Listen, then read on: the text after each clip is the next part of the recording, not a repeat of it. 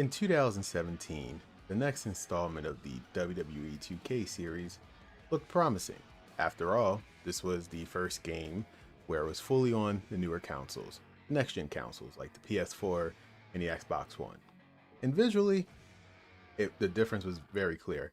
It needed to drop the last-gen consoles to have the graphics that it had for this game. And it looked great. However, graphics can only take you so far.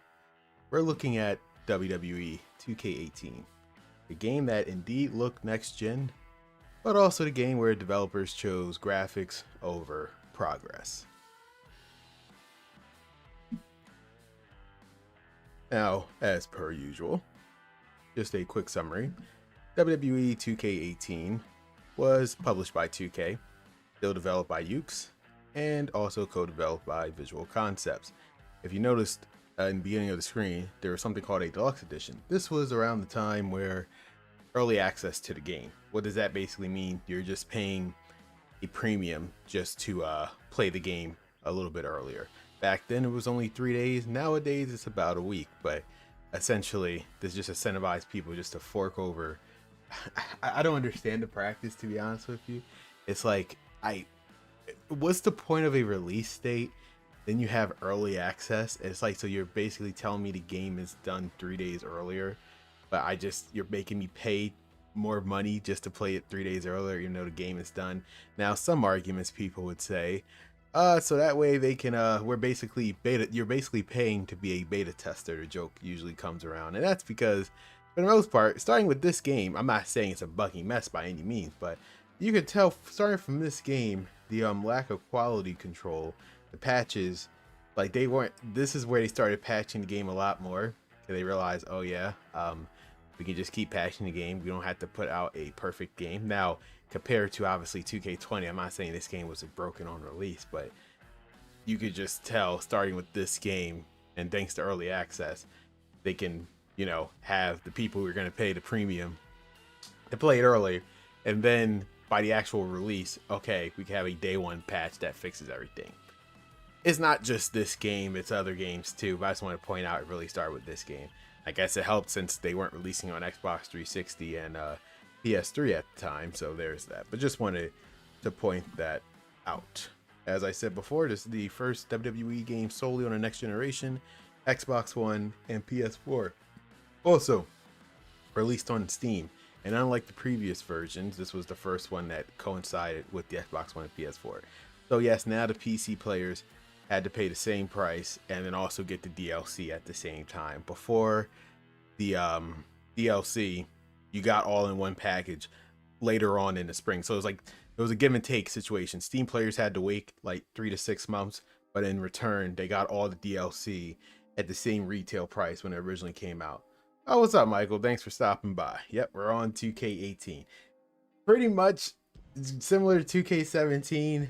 There's not really much to talk about. There's slightly more things about 2K17, but pretty much we're just going to be, if you guys are here, we're probably just going to have a conversation, having matches play in the background after I'm done what I need to talk about.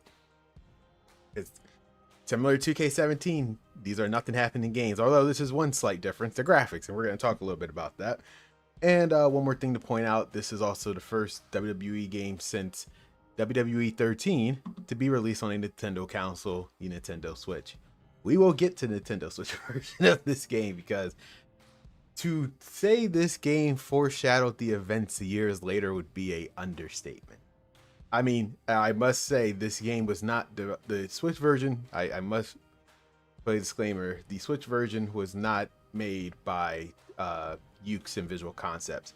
They had the port of this made by some other company. So Yuke and Visual Concepts aren't at fault, but this basically goes for two things. One, you shouldn't have other people develop the game if they don't know what they're doing. We'll port the game over if they don't know what they're doing. And just, again, the foreshadowing of the events that will be happening in just a few games later pretty much started on the Switch version of this game. So we're pretty much going to get the gameplay, because the main selling point of this game was, as I already mentioned, the graphics. And the only way we could talk about the graphics is to basically show you, because I wish I was making this up, where I said that's literally what they were banking on.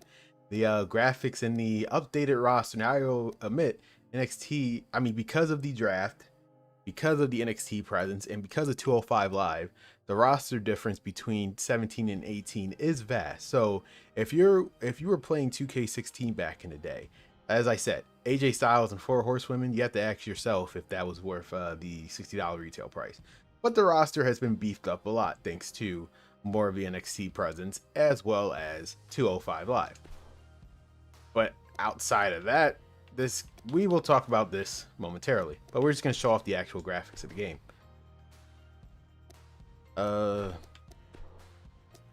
And why not with the cover superstar himself,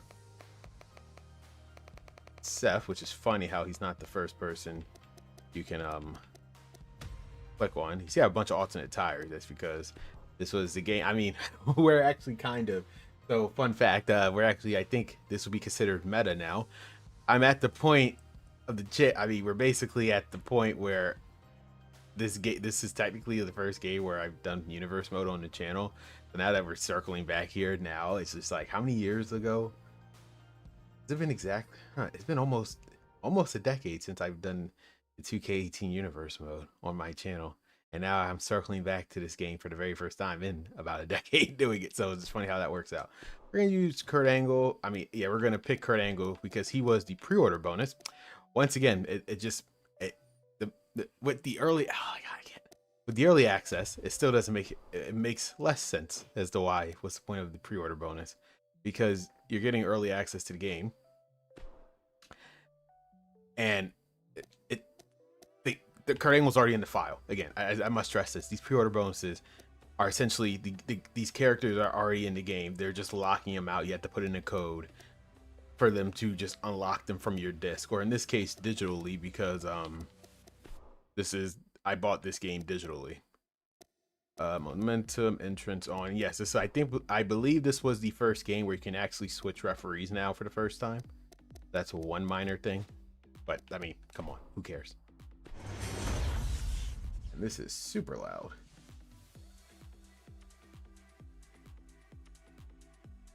My ear. And yes, this is actually the first game to show the post brand split. As I said with 2K17, it was just horrible timing, but also goes to show why they shouldn't make a game every year, because that game was literally outdated the day the game came out. At least with this, the graphics, at least in terms of raw, was still accurate by the time the game came out. Now, obviously, the following year they updated it, but at least when this game came out, the graphics, the raw graphics, the Titantron, all of this stuff was 100% accurate to when it came out.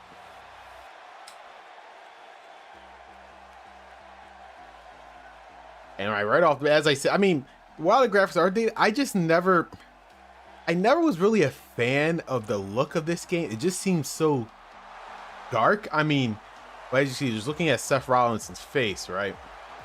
And graphically, it looks great. It looks more like Seth Rollins more than ever. I think they're using the rendering from the NBA 2K series. They finally put in the WWE games now that they dropped the last gen console. And again, Seth Rollins looks great. The entrances, the arena, all looks great. Fine. It's just, the game just looks so dark. It's like Raw and SmackDown were not this dark. I just don't know what it was. Like backstage areas, they looked fine, but like this game in particular, I just don't know what it was about it. Because 2K19 is way more like the colors as it should have been with this new graphics, but it's like with 2K18, I just don't, sometimes I just can't put, like the arena right here is fine and everything else, but like once you get in the game, you're gonna see what I mean, where it's like, it's just, I don't know. I really don't know. They're just showing off Seth Rollins' entrance. And then yes, Kurt Angle, who is literally in the game, but thank God I got the DLC, because that would have been a problem. Nowadays, since they delisted all these games for whatever reason, I have no idea. Y'all own the games because of Yuke's. I just don't know why they delisted 2K15 all the way to 20. I can understand why they would delist 2K20, but why would they delist 2K15 and 19 makes no sense to me at all. They're saying because of licensing issues, but I call BS. They just wanted people to, they wanted as much of the sales for 2K22 as possible. I mean, they're not the only game developers to do that. Just sucks because it's like, I wonder why people pirate it.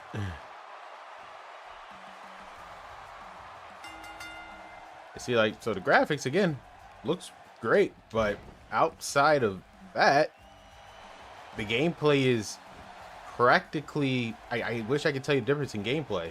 It's not. To the point of even the HUD, the superstar bar is almost identical to 2K17. I swear outside of a little font change, there's no difference between 2K. I'm actually going to look up, after this, I'm going to look at 2K17 stream. Look at the HUD. I don't think there's any difference. This game was there a showcase. There was zero showcase, so to make matters even worse, first of all, Kwame, thanks for stopping by.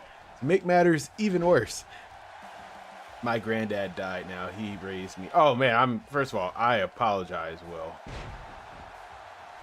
I apologize about the passing of your granddad. I can't imagine how you're feeling right now. I don't even want to think. I deeply apologize.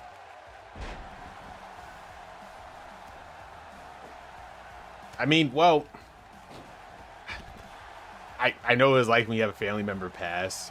All I can say is I don't think, just keep moving forward. That's kind of the whole point of life. If you're not living, I mean, as crazy as it sounds, you know you're living. If you eventually there's an end to your life. It's about what you do during that time that what matters. I'm pretty sure. I mean, I don't know your granddad, but I'm pretty sure he lived the life as much as he could, and that's what matters. And you have the memories of that. So yes, and you have the memories of that. And I'm pretty sure. And I always try to tell people, when someone you know dies, or even if you die, I would like to think that, like, I know people, there's grief, there's a period of grief, but I don't want you to grieve for me like forever. Like, live your life. Like, come on. The world is still going to be, the sun is going to come up and come down the next day. So the world shouldn't stop just because of a passing. That's kind of I'm not trying to sound hard. I'm just trying to say, like, I don't think your granddad would want you to grieve this. I mean, yes, take the day to grieve by no means, but like, I'm not saying even tomorrow, but just keep moving forward and continue to live the life you were going to live. I don't think he would want you to stop because someone died. On his expense, at least. So I already said, was there a showcase? Which version of Kurt Angle you like? Of the two versions that was in this game, I mean, I think they practically both play the same. Are you talking about real life or just in this game? Because there's the 01 Kurt Angle and the 06 Kurt Angle. I think they had the same exact moveset, just they put a horrible wig on Kurt Angle. So I would say Kurt Angle 06. They would have just waited. It's almost as if they could have made Kurt Angle DLC for this game, since he was going to fight at the TLC pay-per-view, but that's another story. So I would say Kurt Angle 06, because, you know, he's the, this was Perk Angle, as people like to say. Remembering Kurt Angle versus Brock Lesnar. You know, I find, again, the hilarity of it, that they would have waited a year for Brock Lesnar's showcase. They could have actually done a Brock Lesnar showcase, because part of it that was missing was Kurt Angle. So it was like made 2K17 basically worthless had he just waited one more year where Kurt Angle get Hall of Fame, and then you could do the Brock Lesnar showcase properly with Kurt Angle. Thank you so much. Yeah, no problem. Again, my uncle passed away. My mom's not getting any younger. It's like life waits for no one. It's what you do. That's why it's like I've had this. So you guys don't probably know me until you guys probably don't know much about me until you saw one of my streams probably within this past week. I've been on this platform since like 2012. You probably wouldn't believe it, but I've been on here for a very long time. And it's like, I would like to have a lasting impact on this earth. I want to be remembered somehow, and I feel like YouTube is the best way of doing it. Because even after I die, my content, as long as no one deletes my channel, my content will still be up here. So even if I pass, people can see who I was that never knew who I was. Will at least be able to see me. Again, it's about what you do at the time that you have. I went to college because I knew I wanted to do something more creative. I feel like I didn't need to go to college to become a YouTuber. I'm not here to give you college advice, so Rose, I don't know who's younger or whatnot, but it's just like, you only have one life on this world. Do what you want to do. As long as you can look back and say, yeah, I feel like I did something with my life, then that's all that matters. Oh, thank you. So, wait, in real life? So, in real life, I mean, personally speaking, I feel like 2003 Kurt Angle was a beast. I know people will always resort to like 2006 and TNA run, but like 2003, him and like Eddie, like 2003, 2004 Kurt, and like him and Eddie, and even like Shawn Michaels 2005. That was like beast Kurt Angle, even before 2006. I feel like people who say more so 2006 because of his ECW run, and like he was obviously on Perks at that point. But I would definitely say like his run from 2003, 2005. Eddie, Cena, Shawn Michaels at WrestleMania. Like, come on. Sadness aside, this game had amazing DLC. It did, but it shouldn't have been. I mean, the NXT pack was fine. My issue with this DLC is the Hardys, which we'll get into, because it's just the timing. The timing of it is just, it's just, oh crap, this is, damn it, he tapped. I wasn't paying attention. God damn it, I was talking. It's cool. I don't care. What I was planning on doing with this stream anyway, because again, there's nothing happening in this game.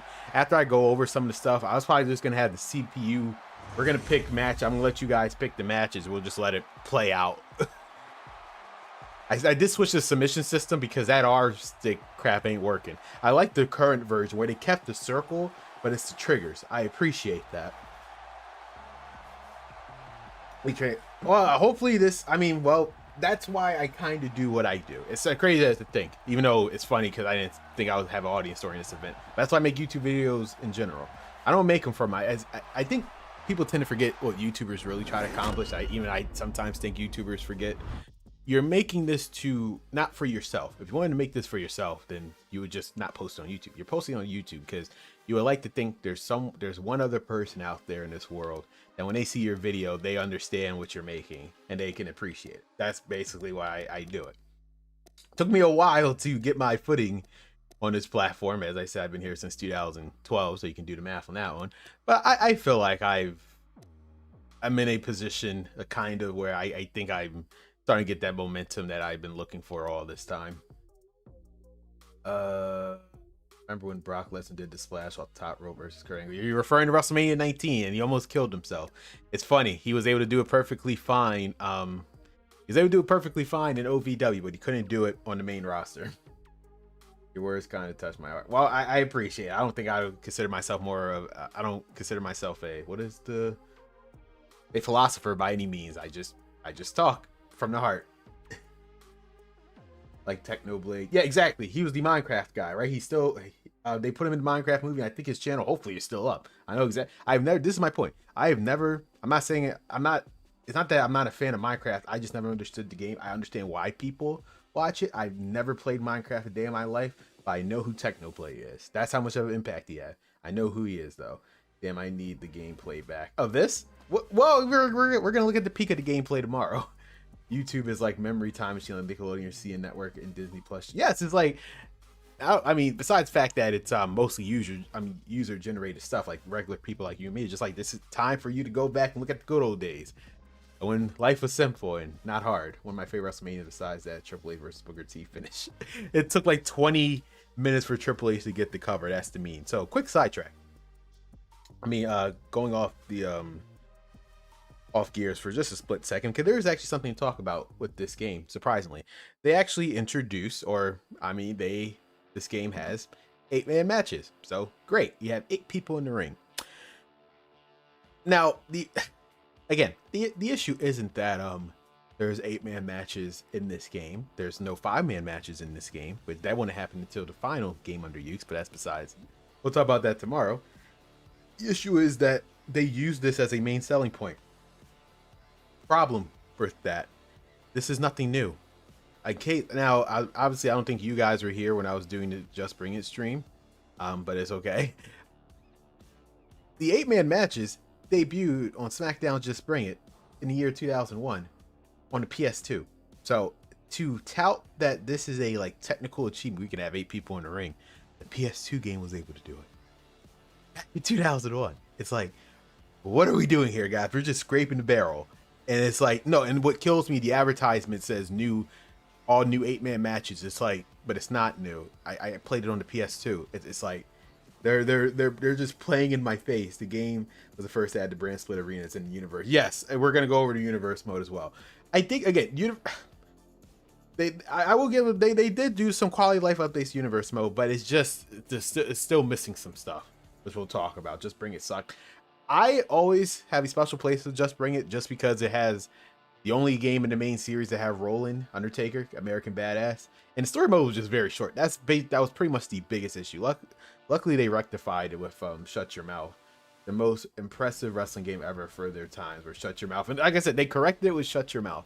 And again, in a year time span, they was able to fix that story mode and make it great. I don't understand how people deal with them graphics back then. You would be, it's again perception, right? You have to understand. Just Bring and Shut Your Mouth, we thought that was the pinnacle. It's just how we see the world.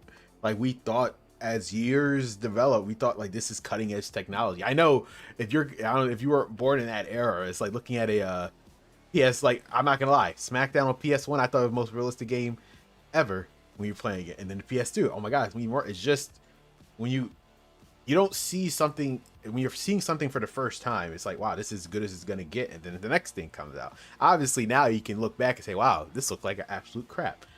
But at the time it was great because it's never been achieved before. That's how, like, innovation, technology.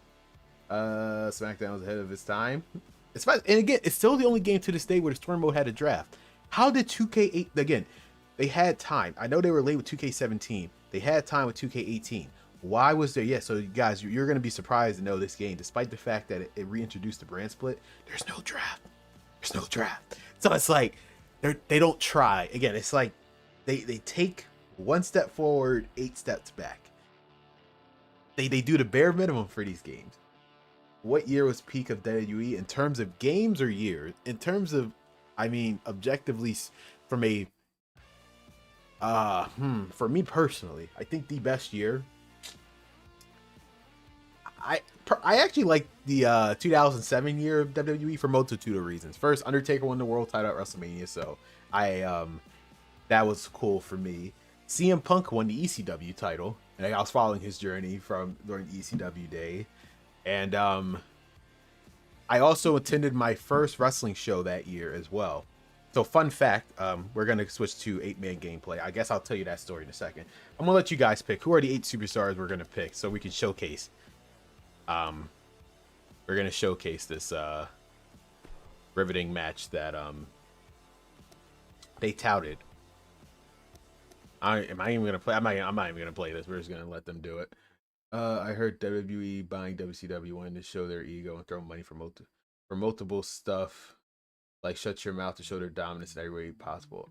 Wanted to show their ego and throw around stuff like Shut Your Mouth. Oh yeah, I mean, yeah. Once they owned both WCW and ECW. No one was touching them. TNA was like in its first in this year, they weren't going to touch them, and this is when, like, hey, we're the kings in the mountains. We can put out, but what I appreciate, Yuke's and THQ, they didn't their success did not stop them from being, what's the word I'm looking for? They didn't become complacent like 2K.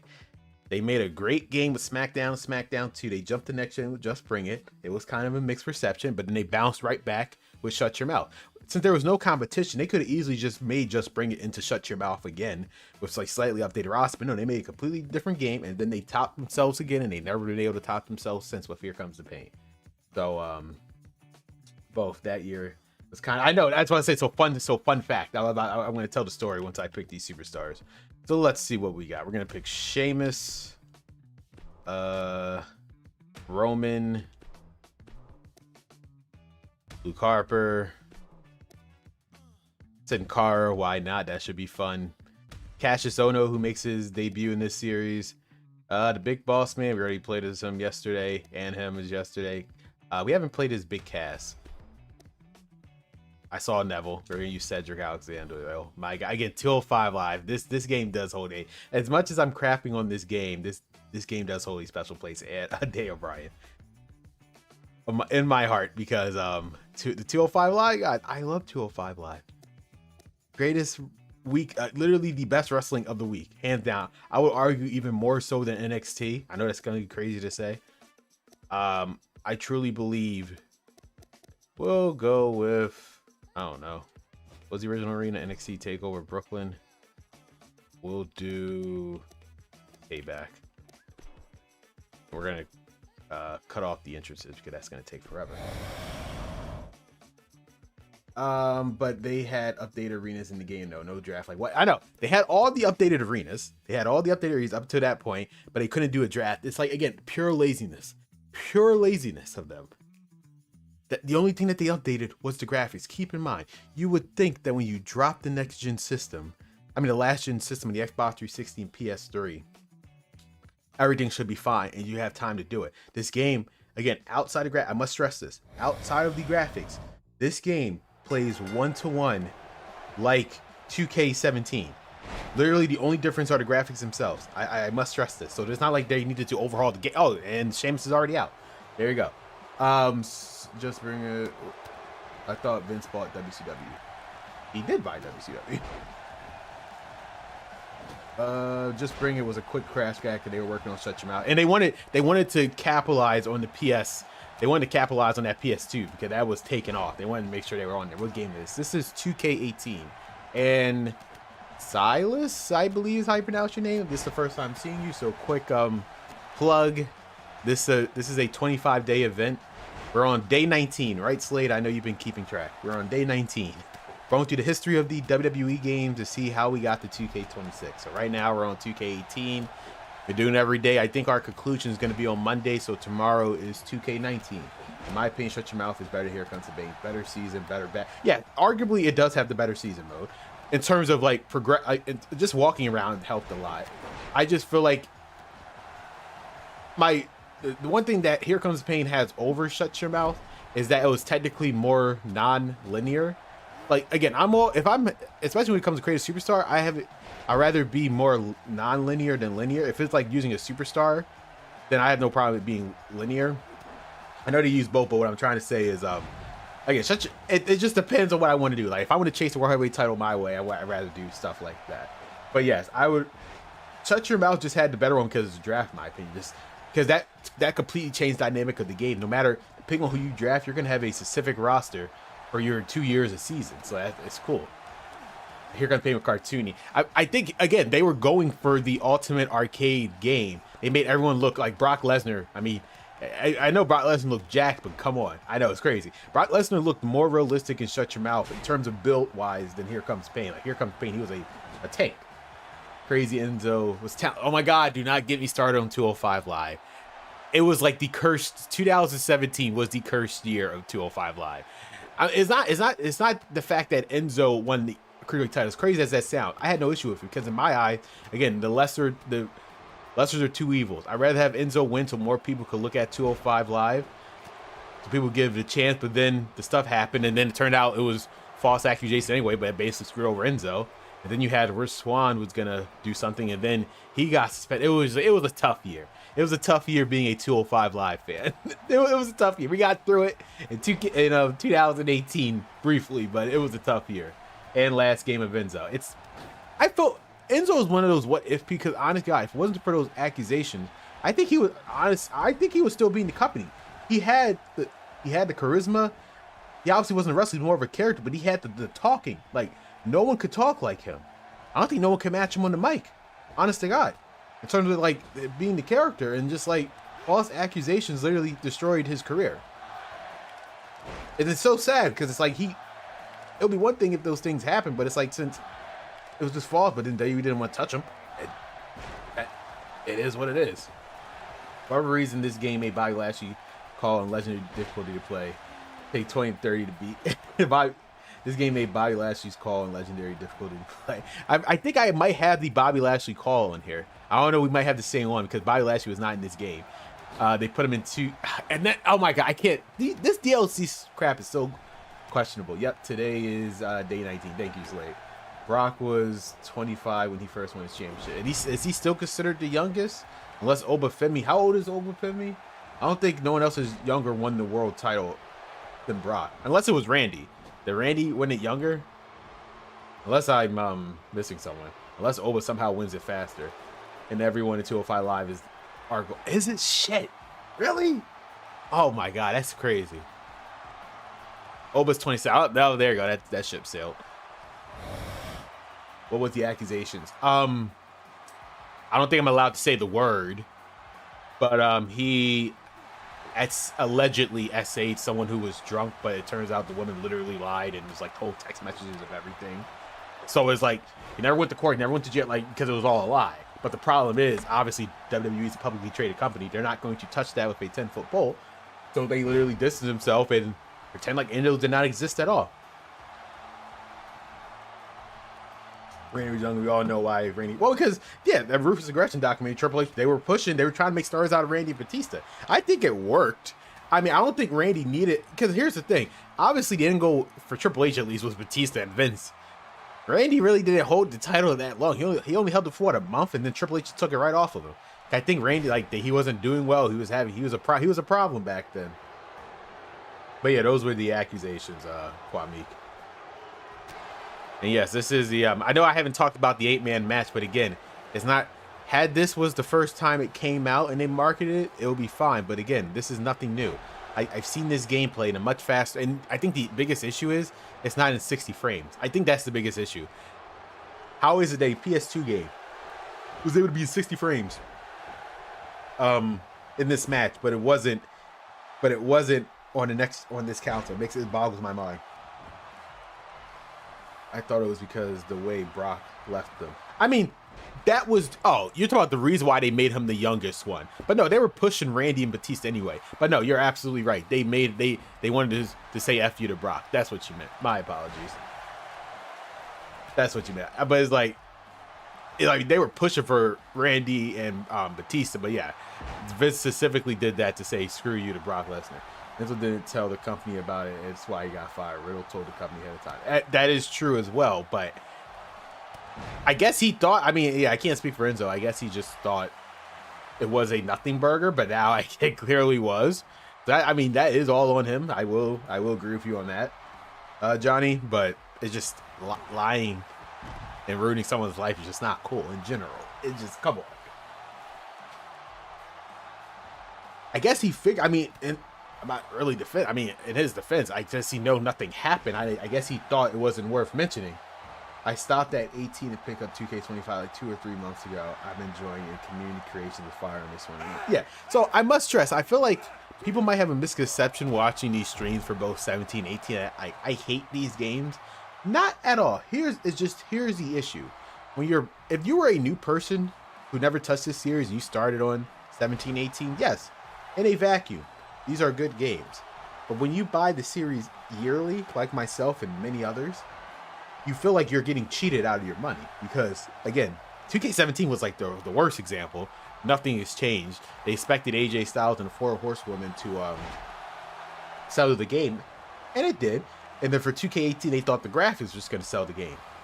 And to answer your question, if it did, we're going to look at the sales of 2K18 in a little bit to show you why graphics don't mean everything. There should be consequences for the women that lie, but it's not like that in the world. It is what it is. You just gotta move forward. Is Enzo even wrestling anymore? I don't know. Is Enzo even wrestling anymore? Let's see if Luke Harper wins. Damn, that discus close. Him and Natalia do it great. What's up, Ahmed? We're talking about 2K18. What is everyone's favorite memory of 2K18? Again, in a vacuum, these are not bad games. It's just, if you own 2K16, there is like little justification to be buying these games is what the issue is. It wasn't until 2K19, yes, the game was finally worth buying. Not because we didn't know it was the last game from these, because they added something new. A new gameplay element that made the game fresher. That was basically the biggest issue with 17, 18. There's nothing new to these games outside of the roster. They were essentially 2K was banking on it being like the NBA series. That was their sole intention. Just update the roster, minimal quality of life improvements to the gameplay. We're good to go. And that's essentially what they were banking on. I love playing Sense Raw vs. SmackDown 7 all the way to 2K15. Yeah, because I mean the series they didn't again, and I think reception wise they weren't reviewed bad either, and like they're not bad games by any means. It's just at least from 07 all the way even 2K15. I know 2K15 it was depending on what version you play, either you got a good experience or a bad experience. At least they were different from the previous installments. I have zero memory of this game. I only have memories of this game because again, this is where my universe mode started on YouTube with 2K18. So that's the only I have so many episodes of universe mode back in the day with 2K18. So that's my biggest memories of this game. Crazy Eric, the last one of the group that's still here. The original trio, I guess, if you technically want to count Braun Strowman. How do you pronounce your name? Corvinus? Or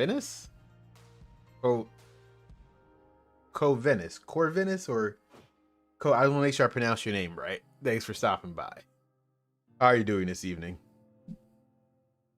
So yeah, that was essentially that. There's not much. I mean, we'll talk about my player in universe mode in a second. WWE as a whole brand from the end of 2016-20 was a severe lack of identity. Everything was just copy and paste. Same arenas, design, useless pay-per-view, no pyro, Vince pushing Roman. Like, so I felt like they had something. Okay, you know, we're gonna have to put in it. All right, you guys decide. Nah, you're good. I'm fine. I just want to make sure I pronounce your name right, man. Okay, we're gonna have a conversation about that. You guys pick the match. We're gonna have a talk about this era. I think it's the perfect era for this game because I have thoughts about this era. It was essentially the second brand split, and it is kind of to this day. But 16 to 20, basically before COVID, was essentially they were pushing this brand split idea. I know 2019 had the random superstar randomness, but I forgot what the Vince McMahon called it. The superstar randomness. Actually, we can do a Hell in a Cell. We'll do it Armageddon Hell in a Cell because this is also the last game to have the big Hell in a Cell before they ruined it. Oh, I think this game also has the updated Elimination Chamber. You know, we're gonna look at the updated Elimination Chamber, which isn't that fascinating how that works? They can update the chamber. Sure, why not? Pick Edge. Actually, we haven't done the women. Let's do the women. I don't want people to think I'm sexist.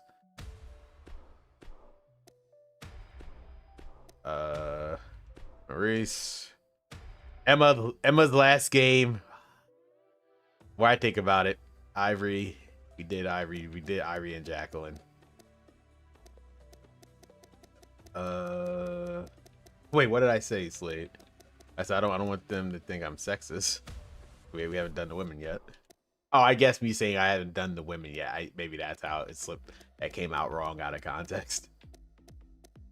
Oh yes, Grand Metalique's in this game too. Oh my god, 205 Live. I remember the days, the good old days. Whenever you get that era back. You know what, WWE? They need a original network. They need I mean, that's technically Evolve. That's the way you want to look at it. We need like another NXT Online, and I guess we could talk about that. We'll choose Naomi. Why not? Interest is on because actually I think this is the first. Yeah, because this is the first time the Elimination Chamber I believe has entrances. So that's cool. So hopefully I'm not playing as someone.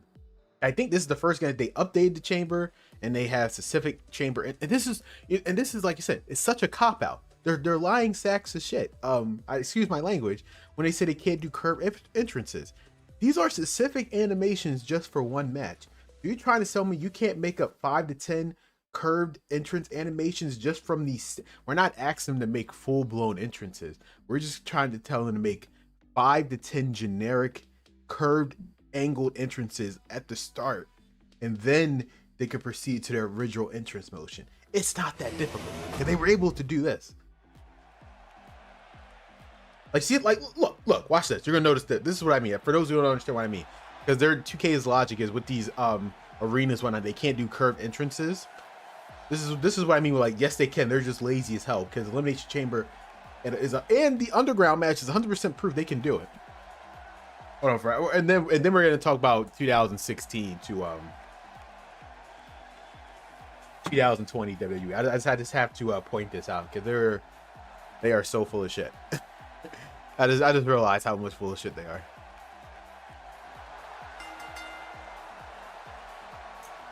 Rubber Moon, yeah, this is her debut in the series, right? So she's making her entrance, in normal entrance. If this was the arena, I mean, this was a regular arena, right? And then once she gets to the ring, right? Like, she gets to the ring, a quick pan, a generic one. They all don't do the same thing. A generic one, right? Boom. They'll do a pose. I believe they even updated it more where they get into the chamber pod. It's like, they can totally do it. They can totally do it. And look, she even gets in the chamber pod. Keep in mind, these animations has been the same since 2K18. I just realized that. And they can totally do it for like 5 seconds. Not that hard, but all right. WWE as a whole, we're just gonna skip these entrances, and then we're gonna have our talk about the second edition of the brand split.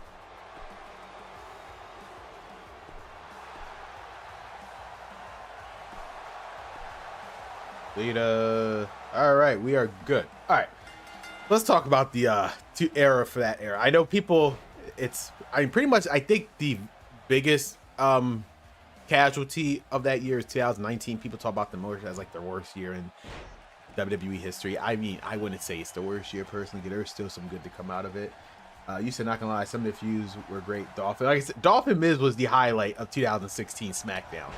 Like, honest to God, they made the mid-card title important. Like, talk about, because Raw, they weren't doing, I mean, it's like night and day, and that's what I liked about the two shows. They were so different. Whether good or bad, they were different. The Intercontinental title was basically just as important as the WWE title, and then on Raw, you just had Roman holding the title for nothing, as they were basically feuding. Once he took the title off of Rusev, once he took off the U.S. title from Rusev, he was still facing Kevin Owens and Chris Jericho, even though he was United States champion. It's like, again, that title meant nothing on that brand. Until 2017, SmackDown Whole was just at his second prime. You had all the great people: Dolph, Miz, Randy, AJ, Cena, then Jeff Hardy and Ambrose. That 2016 roster was good. And then they added Shinsuke Nakamura. I feel like they should have never took Dean Ambrose off of SmackDown. I feel like he would have been so much better staying there. I know they wanted to do the whole show reunion, blah, blah, blah. But sometimes you don't have to go into the well that early. I feel like they changed the roster too quickly, because it only lasted like 6 months. They needed more time. Like, they actually, like, a little over, what was it, from July to 8 months. They needed like a whole year. They really needed a whole year for that specific roster. And I feel like Ambrose should have never got off of SmackDown. He could have been so much more. Even the SmackDown for me was good. You know, the other hand, Raw was boring. You had the feud. I don't think Raw was boring. It's just like I said, they went back to it. They essentially went back to their roots. Raw was story driven, and SmackDown was more wrestling based. I mean, SmackDown had his good moments of story, like Dolph Ziggler and the Miz, but mostly it was wrestling. Roman, again, partly they were focused on solely pushing one man, which was Roman, and then they had the cruiserweights. They were trying to be different because they had to fill 3 hours. I think that's the biggest issue with Raw. They still didn't know, even though they've been doing 3 hours Raw since 2012, they didn't know how to properly book a 3 hour Raw. I honestly, God, don't think they properly knew how to book a 3 hour Raw until 2019. As crazy as that sounds, I don't think they properly knew how to book a 3 hour Raw until 2019. They tried to fill that hour with the cruiserweights of 205 Live, but that's the problem with Raw back then. I always preferred, I thought Raw was a great show because, again, it felt different. It was more story driven. Everyone's like a lot more serious stuff was happening on that show. SmackDown was more down to earth. And again, I feel like Bray Wyatt would have been better off staying on SmackDown. It kind of ruined him on Raw until the Fiend showed up. But like, they kind of ruined him. Like, he was better off just staying on SmackDown, honest to God. There was a lot of people just better off staying on SmackDown. Was this Mickie James's? Yep, this was her first game back. They couldn't. I mean, unlike 2K, they technically couldn't make her DLC. They couldn't. I understand, but other people they could have definitely made as the base roster, but they purposely made as DLC. Like the Good Brothers, they should have been on disc. They should update Elimination Chamber entrances. They should update a lot of things, but they won't. It's like little stuff like that. I feel like, again, 2K. We could talk about what they could do for 2K27, but it's pointless because they're never going to do it. 2K19 somewhat reinvented the wheel with a very good roster, a very good blend between modern day and legends, a good career mode, and finally the main menu. It was look like sun. Again, I always appreciate stuff looking different. You know what I hate? 2K22 menu looked great. You know what I hated after that? 2K23 menu looked the same. 2K24 menu looked the same. Now 2K25 and 6 menus look the same. They don't try. Again, this is like, y'all are not trying. 2K Yuke's made every game feel like it was a different experience. That's all I want. Every time I buy these games, I want a different experience. I'm not expecting the greatest game of all time. That's impossible. But at least make it feel like I paid for a brand new experience. The menus, something as simple as the menu, at least they still nailed them here. They felt different. Except for 2K15 and 16. 17, again, I know people hate that menu for some reason. No, there's no other menu like it. Like 2K18s and like 2K19s. There's no other menus like them. Is Lita a Hall of Famer? Is she a Hall of Famer? That's a good question. Was Lita ever put in a Hall of Fame? I know Trish Stratus was. I think they just consider her a Hall of Famer. Oh, she was inducted in 2004. Jesus Christ. When was Trish inducted? Really? That doesn't sound right. Really? So she got a Hall of Fame before the Hardy Boys. I am howling. Funny how that works. Oh, Trish was inducted the year before. I knew Trish was. I totally forgot Lita was. God damn. Oh, maybe I think I forgot because that was the Undertaker lost his streak, so everything is just a blur. Everything is just a blur to me that year. Smacking honestly was great with SmackDown. Was a prime one of his greatest of all time, top class wrestling. Honestly, feud between Dolph and Miz. No, the feud between Dolph and Miz was a perfect example of, as long as the right story and right title, like, you can make any storyline work. It was so simple. Dolph just wanted to beat the Miz and he wanted to become champ. He wanted to feel like his 2014 self, and he was willing to put his career on the line for that to happen. Something so simple. And you can tell basic story. That's why NXT back then worked black and gold. It was, besides the fact that it was online, like, it was just simple storytelling. Like, I think that's what they were trying to catch with SmackDown Live for a casual audience, to make the storyline so simple and focus on the wrestling. That's what made SmackDown different that first year and a half. Which WWE menu looks back? I know it's gonna sound crazy. I am genuinely a fan of 2K17's. Mickie James looked like she's stuck. I am genuinely a fan. I might have the controller of the 2K17 menu. The minimalist design, I think it's cool. We've never seen it again. They had the superstars walking in the shadows and doing their taunts and whatnot. I thought that was cool. I don't know why people hate it. Damn, people are getting dropped like flies in this match. You think WrestleMania should go back? No, hell no. WrestleMania should never go back to one night. Even though one of my favorite WrestleManias of all time is WrestleMania 33. That was the first one with both Raw and SmackDown. That was the first WrestleMania to go past midnight. So it was technically already a 2-night event. So that's a problem. And then WrestleMania 39 did not help. Was 30? No, WrestleMania. Jesus Christ. What? Was there 39? No. WrestleMania 35, when they were in MetLife Stadium. Yes, MetLife Stadium. WrestleMania 35.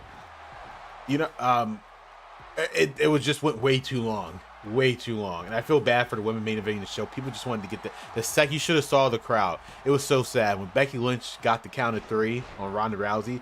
The first crowd, like, I swear to God, look at the crowd shot. The second she got the pinfall, they panned to the crowd and you see people leaving their seats. It's like, because they wanted to go home.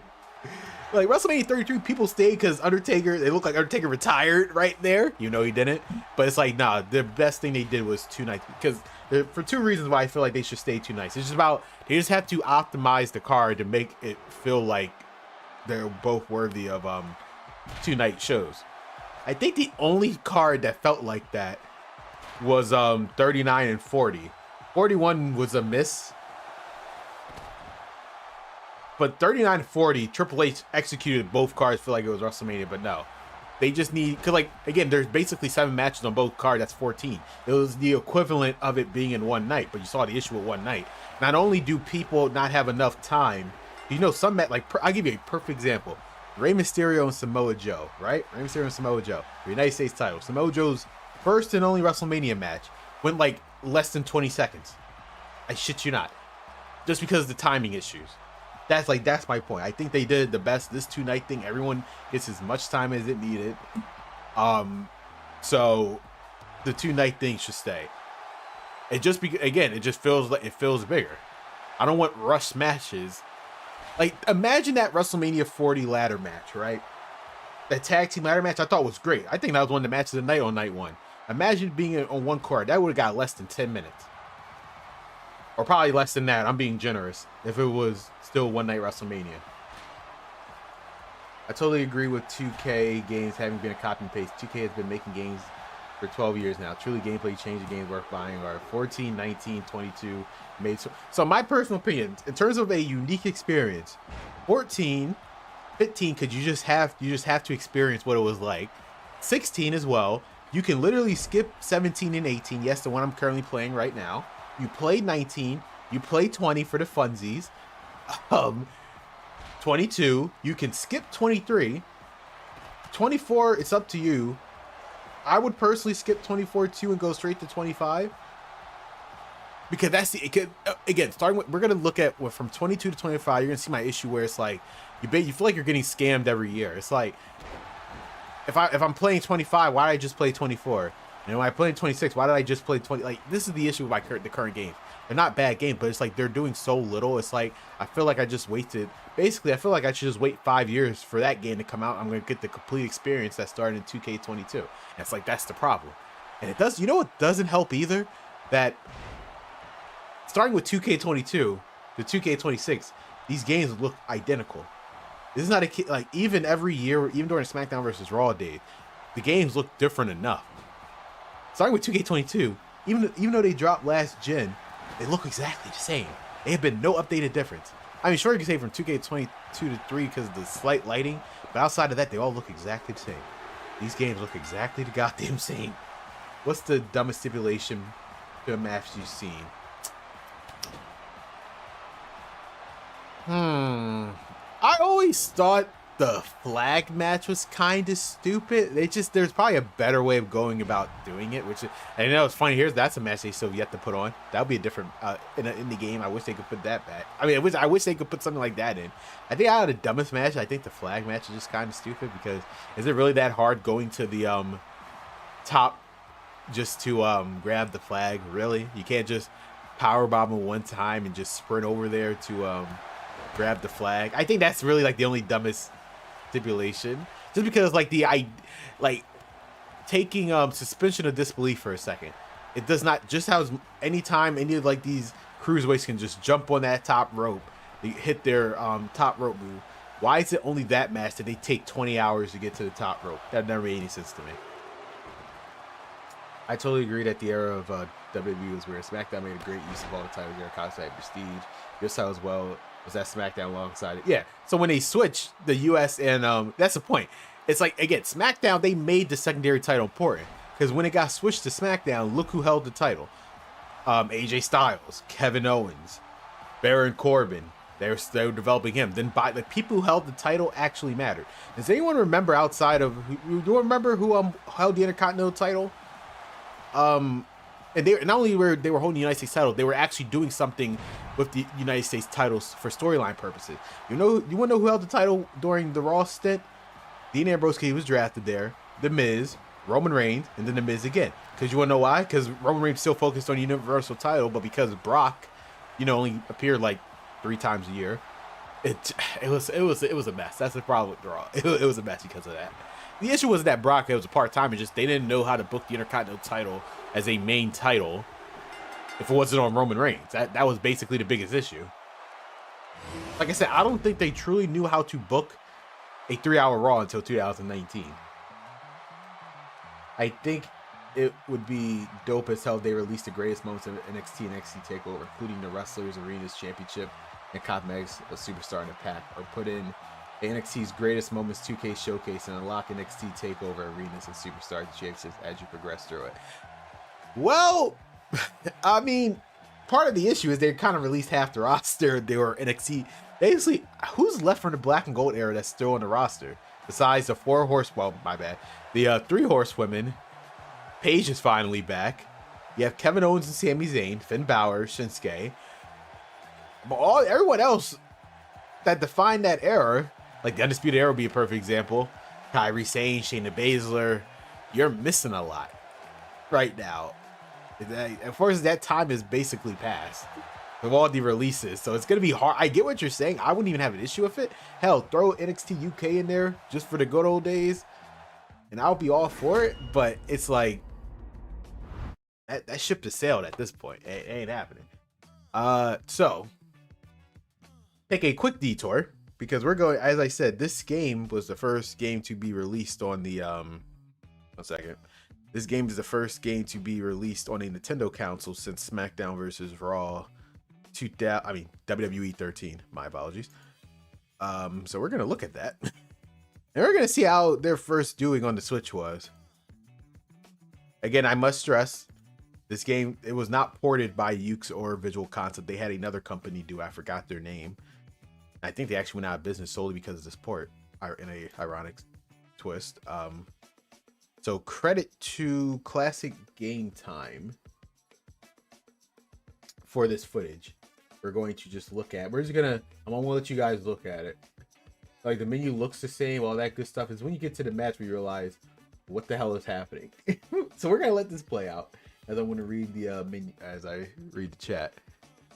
I totally agree. Just stick to 2K25 where it had ladder finishers like Swan Time, and that's my point. Like I said.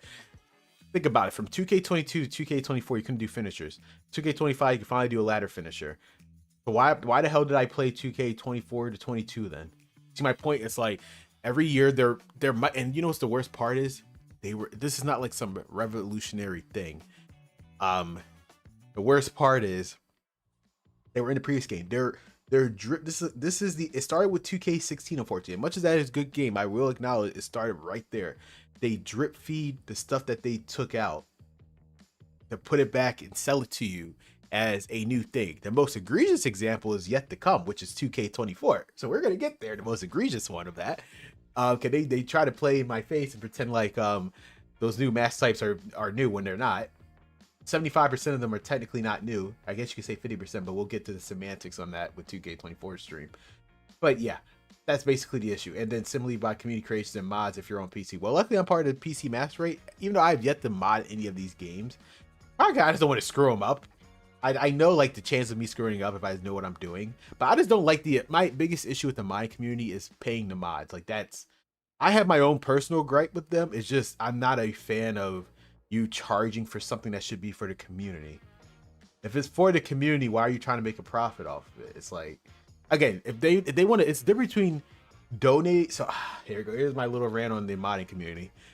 I don't have an issue with you making something and trying because I'll be a hypocrite. Like I'm a YouTuber, right? I don't ask you guys for money. A YouTuber normally just uploads the videos. It's the ad revenue or whatever. If you guys want to generously donate, then you go above and beyond. That's what the super chats members that you see. I don't have a member goal here. I don't have a super chat goal here. I'm just here talking to you guys. If you want to go above and beyond, that's a completely different thing. My issue is when you're charging for something that's supposed to be for the community, and even taking the legal sense out, it's like that's the issue. You just want to have a donation thing, no. But you basically, if I don't pay for this, I can't get access to this mod. It's like that's a problem to me. It's not that I want it for free, but it's like you're besides the fact that you legally came to do this anyway, but it's just like you're not making it for the community. You're making it for yourself. At that point, you're literally making it for yourself. And that's basically my biggest issue. And yes, by the time I've been talking, John Cena just got done his entrance, and now Randy Orton's making it. I wish, no, I did not slow down the speed of this video. This is how the Switch version was. Now, apparently, the Switch 2 version is actually the normal intended speed as it was supposed to be if you have it on Switch 2. But yeah, the Switch version of this game was absolutely terrible. SmackDown felt complete from top to bottom. Tag team titles, a dope feud. Even like, again, the simplest storyline, Heath Slater, who's basically a jobber up to that point. Because the titles, I know it sounds crazy, but when you put a storyline for championship, even the tag team titles, it tends to work. Heath Slater's whole story arc was, I need this job to feed my kids. If he did not win this tournament, he would be, I guess, kayfabe fired. I don't think Vince McMahon was truly going to fire him, but what do I know? People got invested into the story. And one of the biggest storylines of SmackDown was literally, people wouldn't believe me, it was Heath Slater and Rhino. Who would ever thought one of the biggest storylines of SmackDown was Heath Slater and Rhino? But they made it work. People were invested. It's simple stuff like that. I was watching, was 19 or so SmackDown. I felt like a tour back to the old days of Ruthless Aggression era where every title was important as the WWE champ. Again, that's what I said. SmackDown, I think Vince was trying at that time, with SmackDown at least. Oh no, you say you were 19 or so when SmackDown felt like a tour back. I think Vince McMahon saw what Triple H was doing. Again, I wish I was making this up. So I just want to show you quickly the gameplay. We're gonna get off of this in a second. But yes, this is essentially the gameplay. And you think this is slow? I want you to look at if I were to show you the 8-man matches, it's a bad time, but this was the Switch version. And because of this port, they would not get another 2K release until 2K25. So yeah, this port just basically sucked. I don't know what possessed them to do it, but yeah, this port basically sucked. We'll get to this in a second, but just wanted to quickly just talk about that. I was watching 19 or so. Oh yeah, NXT. Yeah, like I said, they added NXT UK to it. That would have been cool too, but that ship has sailed, unfortunately. Basically, 75% or 80% of the black and gold NXT era is basically gone from WWE. So it just never is going to work. Great point. K-Tools being not free until a new game drop is whack. Take a look at GTA Community. All tools are free. But that's how it's supposed to. Again, you're not legal. So again, I feel like, and it's not, there goes my little rant. Because no one pays attention, this is kind of part of the issue.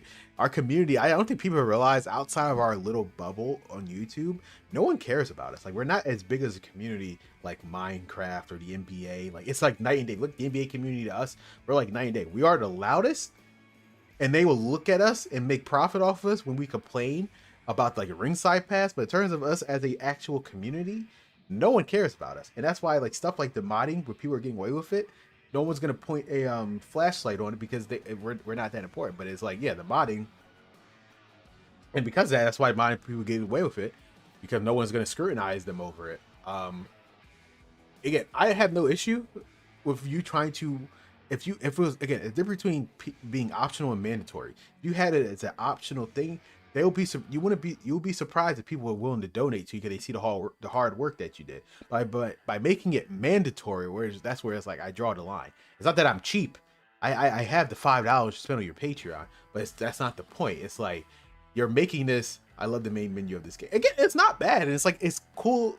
What was it? I guess Parallax is the best way. Parallax design that they decided to go for this. It's very cool and it's unique, but I wish the game had more to it than what it actually has.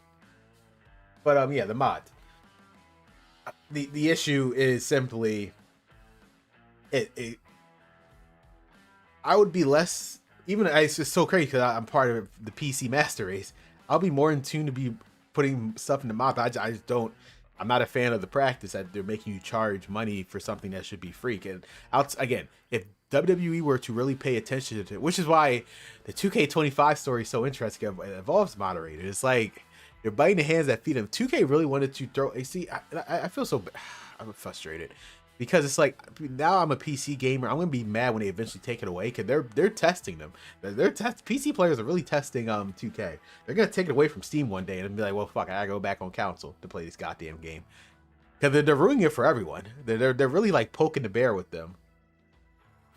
Anyway, thank you for the good stream. You gotta go sleep for college in 4 hours. No, I appreciate you stopping by, man. Great talk about the body. I like the animations. Again, the graphics, everything looks fine in this game. There's just nothing to it outside of the graphics. Speaking of that, we're gonna get to this a little later, but I'm going on universe mode. Just to show you the minor but interesting updates that they put into this.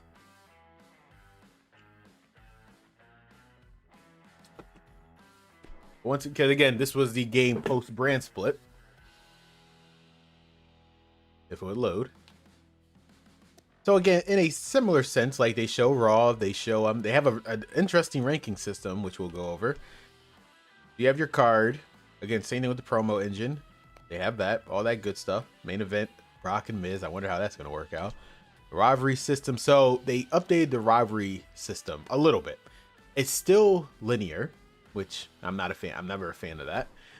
But they kind of updated it where you have the 1-on-1, 2-on-2. Yes, it's been a thing forever. The long rivalry, short rivalry, and medium rivalry, and then the intensity. So essentially, if you want a weak feud, like just friendly feud, go low and medium. If you want a high intensity, people keep attack each other every week, you choose very high or high. And you want a 3-month, a 1 month, a 3-month, or a 6-month rivalry. No, it's 1 month, 2 month, or a 3-month rivalry. That's how you basically do it in 1-on-1 and 2-on-2.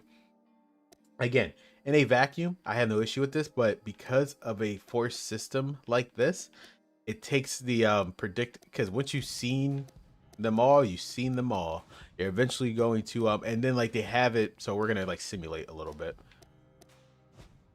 to show you what I mean. Where like they have rivalries on standby.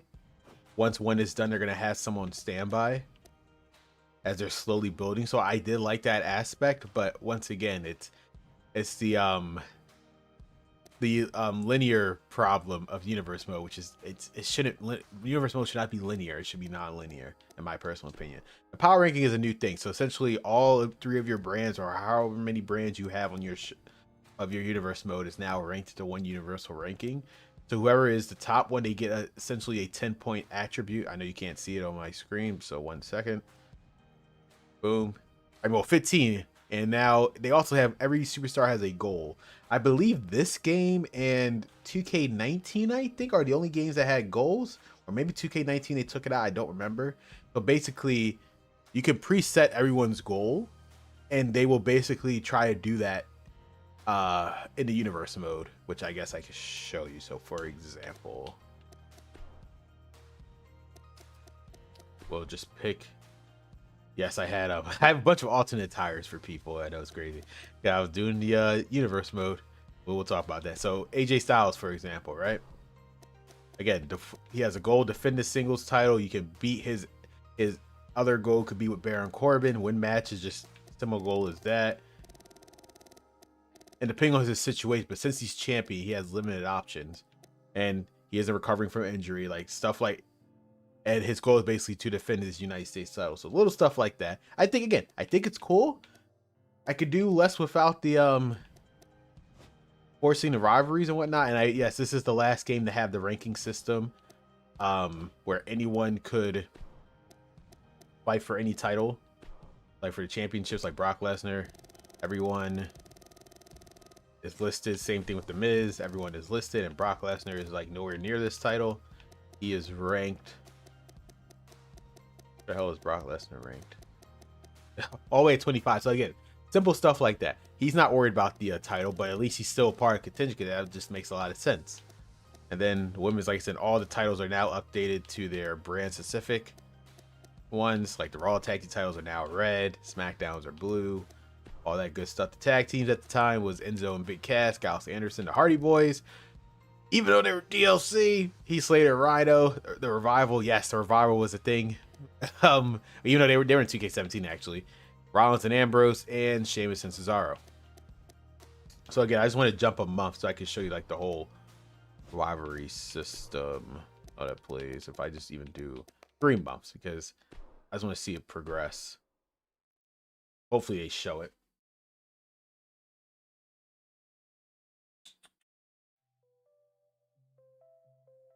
Come.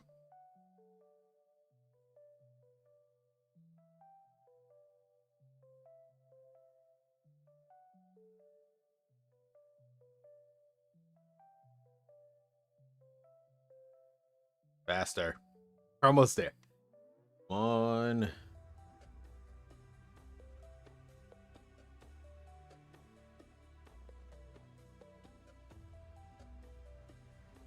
Cool. So,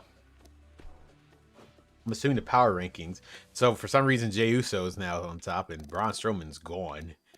I believe this is the last game to have Chris Jericho too, by the way, so keep that in mind.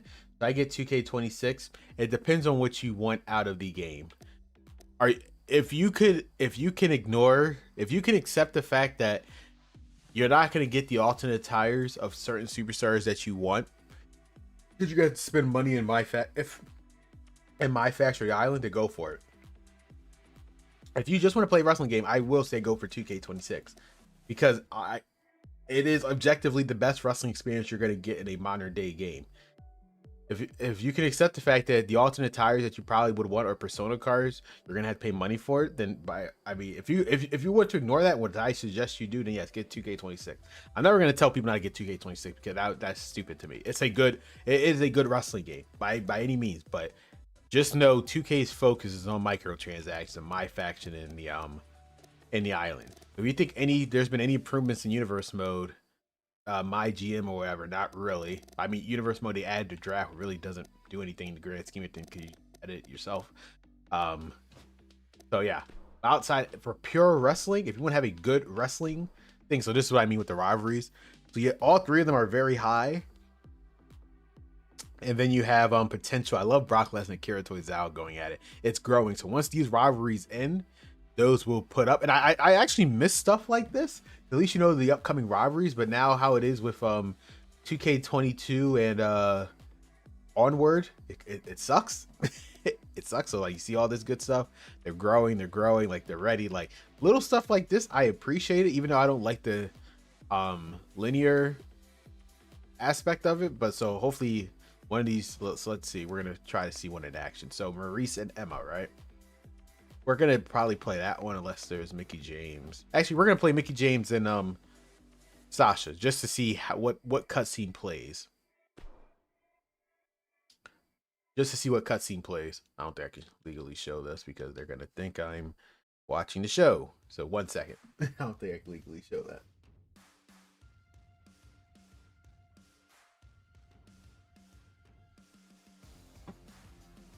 Imagine 2K getting mad at PC Play for doing something they should be doing. I don't have an issue with people modding the game. I want to stress that. Modding the game is not an issue to me. It's the monetary value of it is having an issue for me. Like, I'm a PC gamer. Mod whatever you want. But it's just the monetary value of it. But I have no issue. But with that said, yeah. 2K, like, I remember it was 2K24, I believe, which is why they did in 2K25. They changed the entrances, like, what the point of view of the camera, and they finally added 2K25. So essentially, yes, anything the modders can do, 2K could do, because it's only within the realms of the game. They're just too lazy to do it. That's basically the problem. Because they had no incentive to do it. There's no competition. They're drip feeding it. I shit you not. Hey, what's up, Ben Stone? So hey, creator, what's going on? We're talking about 2K18. Again, graphically, great game, but there's nothing much to it. We are looking at the universe mode, and again, it was unique, like the power ranking system. We're about to see the rivalry and the intensities of the rivalries and whatnot, which I wish they would bring back. At least there's something kind of new.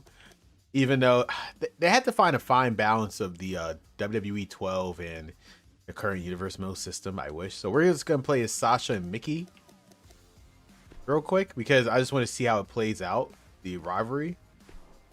Since it's a very high one. No.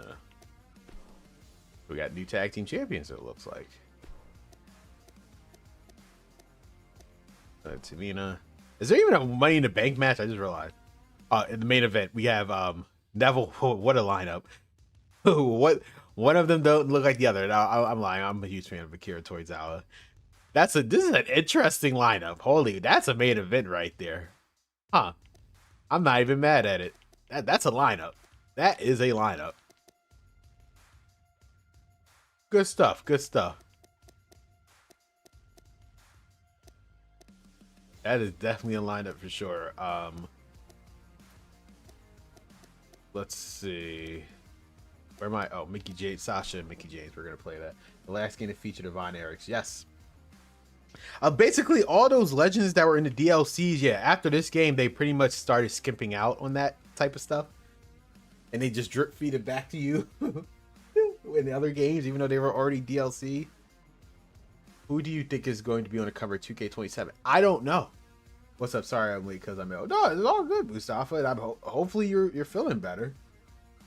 Yeah, I think your health matters more than a stream. I will at least say that. Again, we're just playing this match quickly just to see what kind of cutscene it is. And then we're going to look at the DLC of this game and some other stuff. I just want to see what's going to happen. Look like nothing so far. But yeah, just the last game essentially have all of the DLC superstars since like 2K15 in this game. Like it felt like a big roster, but now it's like, nope, we're gonna resell them to you starting with 2K22 and onward. Actually, now with that said, I wouldn't be shocked at the Von Erichs so would be in 2K27 just for them to resell, even though they were DLC in this game.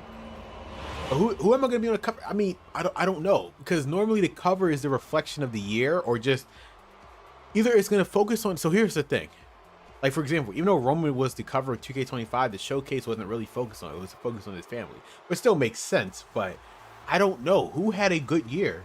Or I don't know I don't know what they're going to do. I don't know their direction of what they're going to do. Are you going to do a Ruthless Aggression era showcase? Are you going to do an Attitude era showcase? I hope they don't, because I know they're going to make it suck. Unfortunately, I know as crazy as it sounds. You know, we were complaining about showcases or whatnot. I'd rather not do it, because I know they're not going to put in the effort. They're going to half-ass everything that they do. Announcing RVD was like a dream for me. I was shocked. It was so random. A big fan of RVD. Yeah, in this game, I know. Considering he wasn't even with the company at this point. The fact that he's in this game is kind of crazy. Randy is my best bet, just minus Summer. I was gonna say Triple H. I was gonna say Triple H. They could do a full show. No, but my issue with doing Randy, because his career is not over. I know I'd rather be AJ Styles again. Why not? Or again, do a freaking Undertaker showcase. His career's. I feel like their next cover superstar should be Undertaker. As crazy as that sounds. His career's finished. It's over. He's the perfect showcase that they could do, and for the most part they can pretty much do his entire run outside of Edge. Off the top of my head, Edge, so you're gonna have to skip 2007 and 8 a little bit. Big Show for WrestleMania. I know they can't do all of WrestleMania, but actually they could, because again, Billy Gunn's in the goddamn game, so it's like if they really wanted to, they could. They just don't want to. They could contract these superstars if they really wanted to. Randy, but yeah, so that's what I'm saying. I don't they can do it, but will they is the question. Will they? Probably not. But they could easily do Undertaker showcase. I'd rather be Undertaker more than Randy Orton. It's not that I hate Randy Orton, it's just he's still here. The showcase won't be complete. You know why people love the Stone Cold showcase? Because there was a definitive end. Yes, I know he just fought Kevin Owens, but at that time, at least, no one thought he was ever coming back to wrestle. I don't even think Stone Cold knew he was going to wrestle. How many years later? 6 years later, I don't think he thought that he was going to wrestle again. Now, that's literally only one extra match they have to add, by the way. So that's perfectly fine. Really, there's no cutscene to this, huh? It's a very high intensity rivalry. It's probably going to be at the end, depending on if I win or lose. We end up getting hide and right baby Taker showcase. The LOD has to be DLC at this point. The Legion of Doom, that would be cool. I know. Why are they not in the game anymore? Do they hate Hawk and Animal all of a sudden? Oh, check out the achievements of the game. Oh yeah, I'll check them out. I wonder how many achievements I actually got in this game. Probably none. I'll check it out right after this. Yeah, why do they hate the World Warriors? The last time the World Warriors was in the game were shit. WWE 13, right? That was the last time. So I don't know what happened. I don't know who they pissed off in the company for them not to be in the game anymore. They really pretend like the World Warriors don't exist now that I think about it. Was there like a huge falling out that I'm unaware of?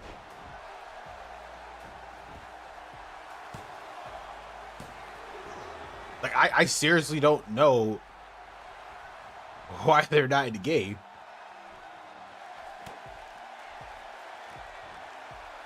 I couldn't get the last ones. I'll see how many I have. God damn it, a rope breaker. Are you serious? Really? Really? Really? I know I sound like the Miz. Like, really?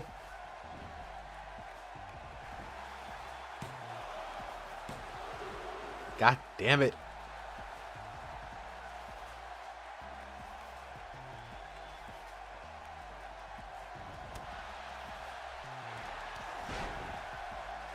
Damn, she just kicked my fucking head off. Excuse my language.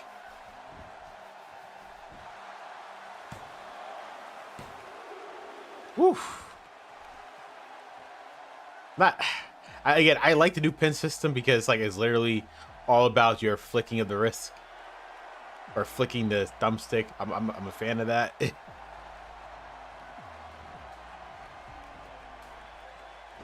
I could have swore I reversed that. Hey, like I said, I'm gonna look at it for you.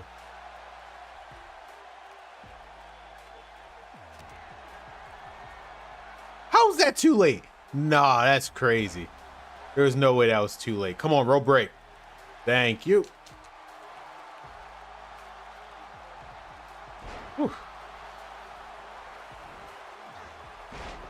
Meteora, as Michael Cole would say. Come on.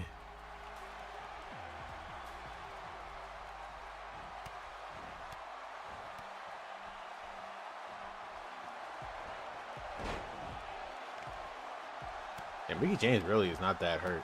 What is Sasha's other finisher? Is it the frog splash? I have no idea. Unless that's their signature. Oh. No, it's just a regular move, actually. So that's even more interesting.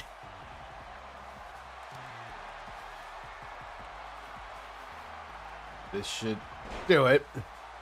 Hopefully. You champion? Yes.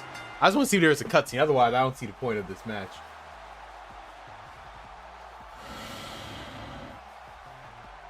To be completely honest with you, I don't see the point of this match if there's no cutscene.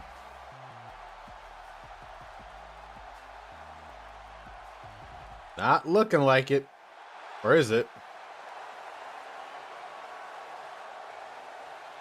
No, it's not looking like a cutscene, so what the hell? How is it a very intense? Whatever. Whatever. Kind of upset we didn't get Deuce and Domino last year with the Bloodline showcase, despite that is a good point. Interesting. They should have, if they're talking about the whole Samoan family. That is, you're absolutely right on that one. I can't even argue that. I wish was Deuce and Domino never being in a WWE game. It's crazy. They were the tag team champions at one point. That is absolutely crazy. They were never in a WWE game at all. It makes no sense. But I can't even see. What are the menu options? No, we're exiting. That's what we're gonna do. There was no cutscene to it. But yeah, I mean, Universe Mode, my issue with Universe Mode has always been the same. I sound like a broken record since 12. I just don't like the linear aspect of it. I wish they would change it. But now, to the achievements. Where would I find the achievements? It's been a while since I played on Xbox. Is it the game? How do I find the achievements of this game? I know that sounds crazy. How do I find achievements? All achievement. Oh, here it is. I only have 3 out of 51 because you could tell I was a Universe Mode guy. So I only have 3 of the 51 achievements. Jesus, that sounds bad. It makes it seem like I didn't play this game, but I put hours upon this game. As a matter of fact, I put a lot of hours into this game. So yeah, hopefully, unfortunately, I can't help you there, Mustafa. I did not. I only pretty much played Universe Mode. How many? Is there a way for me to tell how many hours I put into the game? I have no idea. I don't really touch. I know it seems like that's, I guess. 11 days, 10 hours, and 25 minutes. So there we go. I had 12 offline. I guess just playing. Loser 6 offline. Finisher count 44. Oh my god, pop. So yeah, 11 days. So I guess do the math there. I put a lot of 24 times 11. So hold up, 24 times 11. Right there, 264 hours plus the additional 10. So almost 300 hours in this game. Like I said, I put a lot in there with just Universe Mode. I was running a Universe Mode series on my channel back in the day. Being a fan favorite of my career was one I couldn't get it. Just check it. It's so rare. What was it called? Well, I can't check it because it's probably a secret. It's probably a secret one that I can't see that I'm looking. I'm not seeing it. I don't know what it would be called. Welcome to the main. Okay, my career. Locker room rookie. 20 side crest. Reach level 2. The face that runs the place. Main story. There's a main story in my career. You could have fooled me. When a main event. Is there an actual story to my career? I had no idea. I thought this was the game where they added the loot boxes, and we're gonna get to that, and actually momentarily. But yeah, that was pretty much Universe Mode, and that's, again, this is outside of you playing my career. This is essentially the only part of the game that has replay value. When was Cesaro's last game? 2K22 was his last game. Vince McMahon probably wanted to take him out too, but since he literally left, like a week before the game came out, they couldn't do nothing about it. Yo, what's up? I found you through your Balor video. I had to drop a sub. Balor video? What Balor video? Balor video? The only Balor video I could think of was when I did the hey, don't say it yet. 2K23, the sliders? That's crazy. I don't think anyone's watched those videos. Well, I appreciate you, Dax, for stopping by. I didn't think anyone would ever watch those videos. That's the only Balor specific video I could think of. We're gonna so I appreciate it. The face that runs the place. What's it? Oh, that's the achievement you was looking for. Hold on, let me see. The face that runs the place.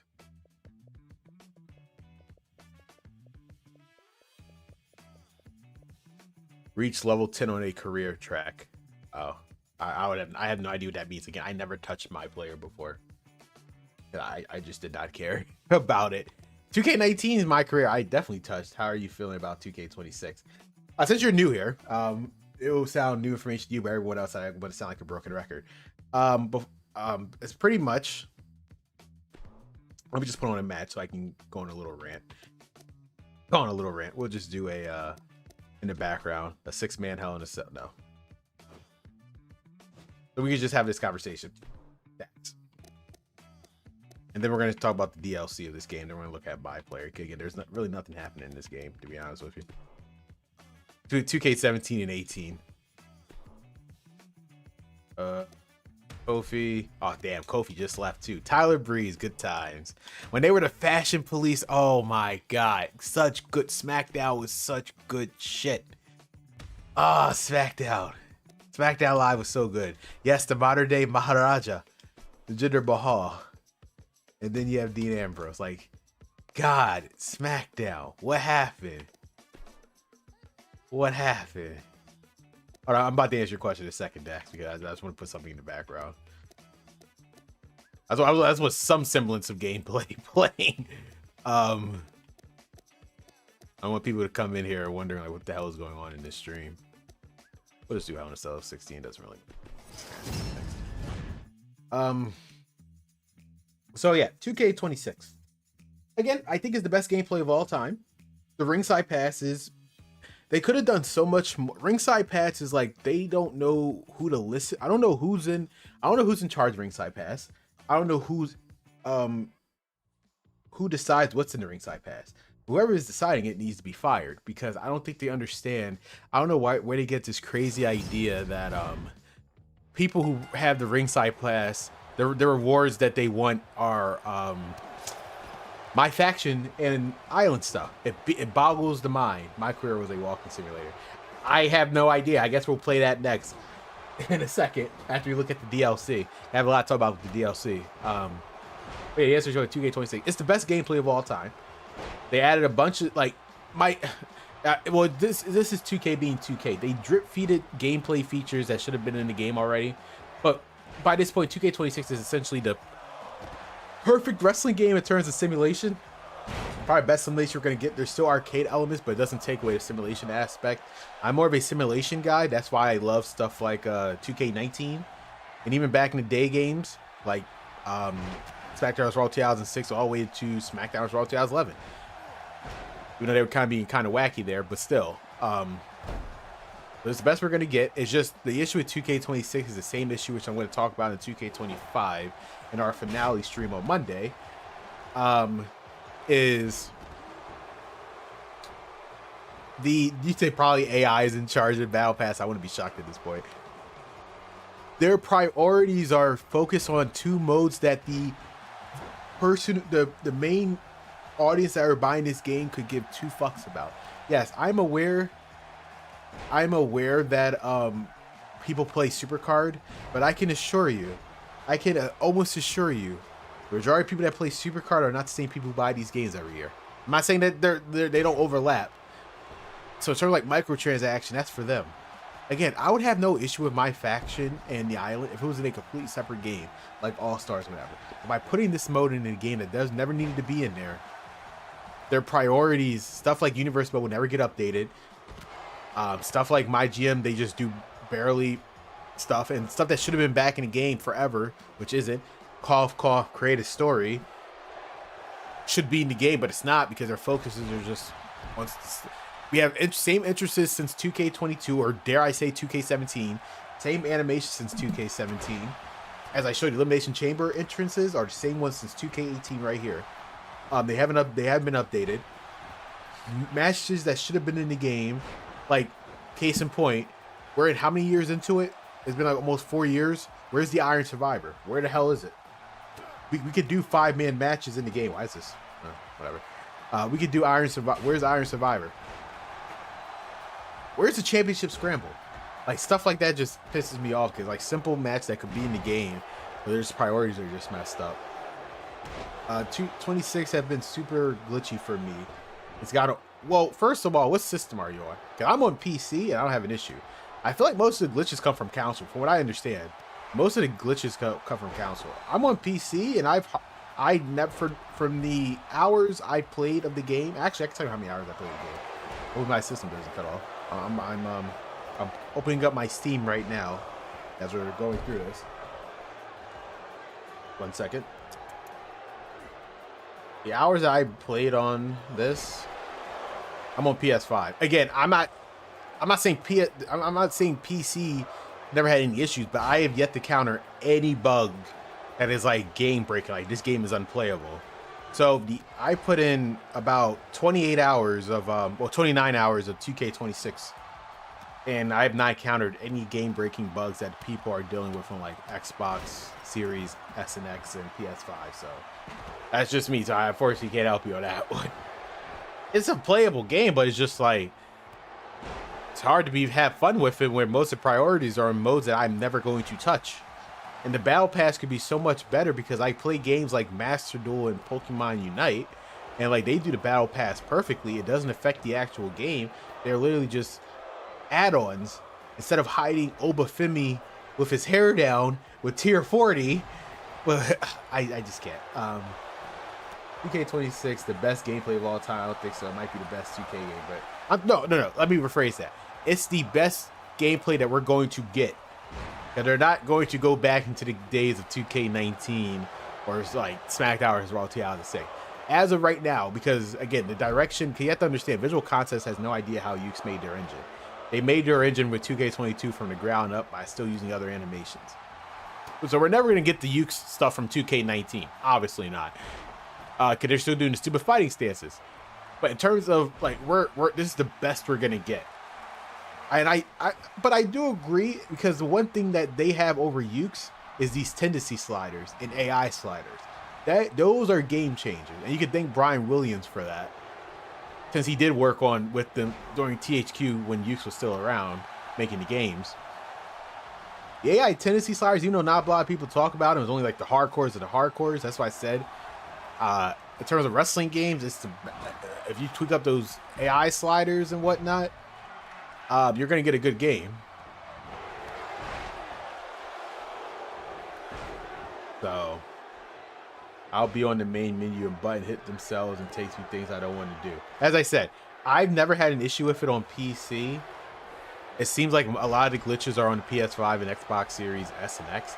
Like, I have not had one encounter where, like, okay, this game is unplayable. How did Jinder Mahal win this match? That is crazy. That is so crazy. How the hell did Jinder Mahal win this match? Absolutely wild. Huh. The modern day Maharaja. There's a reason why he was known as the modern day Maharaja back in the day. I think he pinned Braun Strowman too. That's absolutely hilarious. So again, another quick detour. We're gonna get to my career and Road to Glory in a second, but we're gonna talk about the DLC real quick. Again, I feel like 2K18's DLC is solid roster, but the most, I personally call it the most shameful. They have no shame. 2K has no shame for what they did with this DLC. We're about to talk about it. Why? You can see two of the biggest, this right here. They have no shame. No shame for what they know exactly what they did. So, yeah, first of all, unfortunately, looking at it, I think this is like the least amount of DLC content in any 2K game in terms of new superstars. You'll see what I mean in a second. First of all, they had the NXT Generation Pack. Came out in November. I want you to keep that date in mind.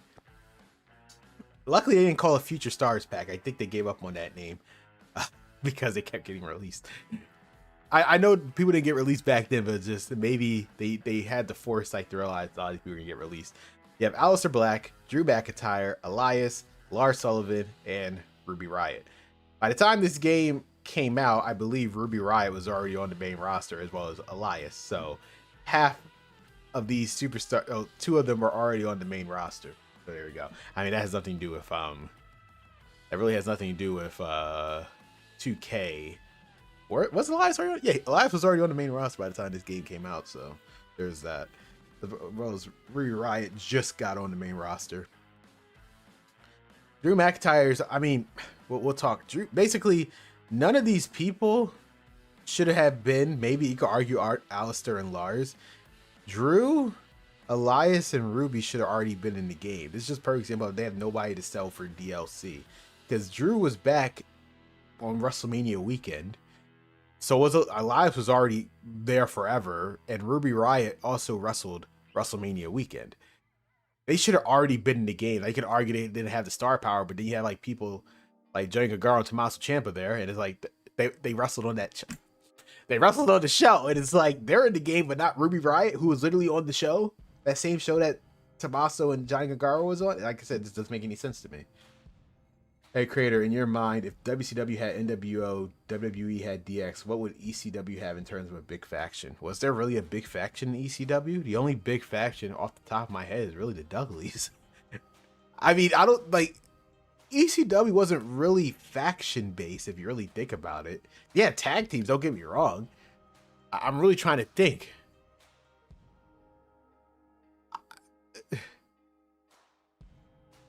Like, I'm really thinking hard. Were there really any factions? Not really. I'm like, not any noticeable ones. Like, besides the Dudleys, that's a tag team, not a faction. Just watched the 2026 Hall of Fame induction. Stephanie's speech was really boring. I actually, that's the one thing I didn't watch. Even though I watched WrestleMania 30, I said WrestleMania 30, WrestleMania 42. I did not watch Hall of Fame, so I'm gonna have to look at that, see what you're talking about. No Hall of Famer showcase for the first time. Well, they call him the enduring icon, so we're about to get into Drew McIntyre. Yes, I wish Broken Dreams. I wish they would bring it back, but they never will. No, I think you're referring to his first NXT song. I mean, his first NXT song is actually very good. I wish he would use that on the main roster. I feel like it's more heelish than his current one. I'm honestly was a huge fan of his first rendition of I forgot what it's even called. The first remix of his current song. There was a original version of that, which I think is 10 times better. The bagpipes or whatever it's called, like, so good. And then we get to this, January 16, 2018, the most shameful DLC of all time. So you have Beth Phoenix, Jeff Hardy, Matt Hardy, and the Rock and Roll Express. So these are not the issue. The Rock and Roll Express is not the issue. Even Beth Phoenix is not an issue, despite the fact that she's been in the game before, but that's neither here nor there. It's these two guys.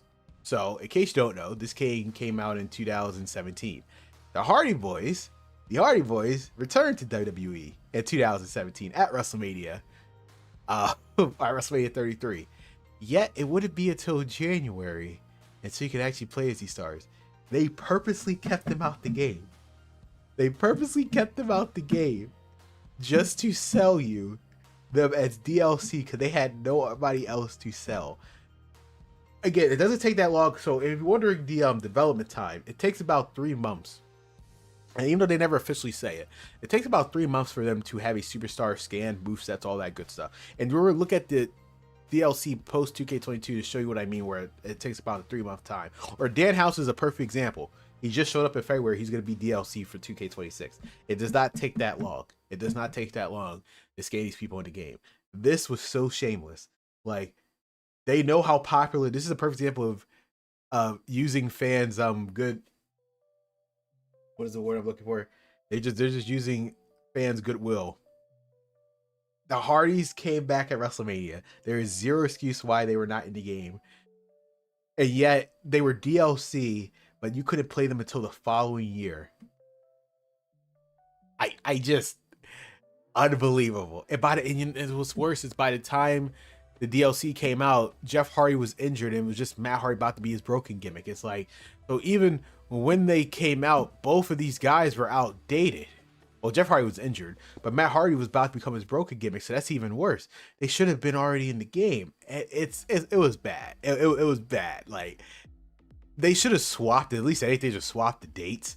But like this was the most shameful, in my opinion, the most shameful DLC of all time. They should have been in the base game, but they clearly had nothing going on for NXT, I guess. Sanity's even in the game. I can't. The more I think about it, I can't. Sanity, who fought Ruby Riott and Ty Dillinger and whatever, was it Noe Jose? Isn't Noe Jose in the game? I can't. I freaking can't. Noe Jose. Who was in that tag team? The point is, Sanity is all in the game. Ruby Riott wasn't, but Ty Dillinger's in it. But then they made her. You just can't make this shit up. I could go on forever. Then the deluxe edition and the Seen Enough editions was Liv Morgan in game. No, she was in 2K19, so her and Sarah Logan didn't make the cut. Because you have to remember, Ruby Riott was a singles person in NXT. She wasn't there was no SmackDown. They made her part of a trios group with Liv Morgan and Sarah Logan. So no, the focus on Ruby. Basically, Liv Morgan and Sarah Logan were nobodies in NXT. They were basically jobbers. So that's why I was even more surprised when they got called up to the main roster to begin with. They were basically jobbers. I mean, not just her, Mandy Rose and Sonya Deville. I mean, more so Sonya Deville. Like, they were all, everyone who got called up that year for the women outside of Ruby Riott were literally jobbers. No, I know it's crazy to talk about Liv Morgan who just was at WrestleMania. But yes, literally all 4 of those women were essentially jobbers in NXT. Only Ruby Riott was actually the one being pushed as a major star in NXT at the time. But then for the Seen Enough edition, you had Batista 2010, John Cena 06, John Cena 10, and RVD 6. So yes, in case you're wondering, RVD 06 has been the most reused DLC, most used returning superstar for Rob Van Dam. They've never moved on from every single RVD we've gotten after this has been based on this model from 06. I want you to keep that in mind. This RVD has been the same RVD we have seen forever now. So every year when we see RVD, this fucking RVD. It's this one right here. No difference. And then Batista 10. They had the Kurt Angle pack. Once again, shameful. There's just no shame. Kurt Angle. I mean, I guess their argument is since Kurt Angle didn't wrestle yet, you made him as DLC, but it's like Kurt Angle was already back in the company. I know he didn't technically wrestle yet by the time the game came out, but that's semantics. So it's just whatever. And then the news move pack and the accelerator, which costs $5 now. I remember it used to cost $1, but that's besides the point. My player kickstart, and then you get that good stuff. So yeah, essentially this was the entirety of the season pass. The accelerator, the my player kickstart, which you're about to look at, the my player, the new moves, the NXT generation, pack, and then the enduring icons. I mean, in terms of the the issue isn't the DLC. It's just like they're using the fans' goodwill. There is zero excuse why these two guys were not on disc, as well as Ruby Riott and Drew McIntyre. You can argue Alistair and them because technically they didn't get their pushes until the following year, but there was zero reason why 1, 2, 3, and 4 were not on disc outside of them just and 5 Elias should have been on disc. Only 10 characters, nothing else, and most of them were outdated. I know that's what I said. By the time this DLC came out, Matt Hardy was about to go broke and Jeff was injured. Ruby was already had her outdated look because she just got to the main roster. Elias was already on the main roster. Alistair was fine. Drew McIntyre was injured and Lars was still in NXT. $29.99. Yes, I mean it's. Remember when DLC only? Remember? So for putting in perspective, the fan access back in SmackDown Raw 2011 was only $10. So for $10, you got a shit ton of DL. Not only, so to put it, so for $10, you got like 10 new superstars. No, actually more than that. I'm being generous. 10 new superstars. Actually, let's just do a comparison right now, real quick. Why am I We're gonna keep that on. We're gonna say screw this roster. Why am I even trying to make it up? We're gonna look at it 1 second. We're gonna look exact how much content you got for that price. SmackDown versus Raw 2011. Spell it right. Stop. We're about to see the comparison right now. See what we got back then versus what we got now. DLC. Let's see how much it costs. I'm talking fan access. The actual fan access price. Yeah, how much was it? How much was it? I'm gonna have to look. What was the price? I know it's like Jesus Christ. You would think they would have the 1 second. 1 second.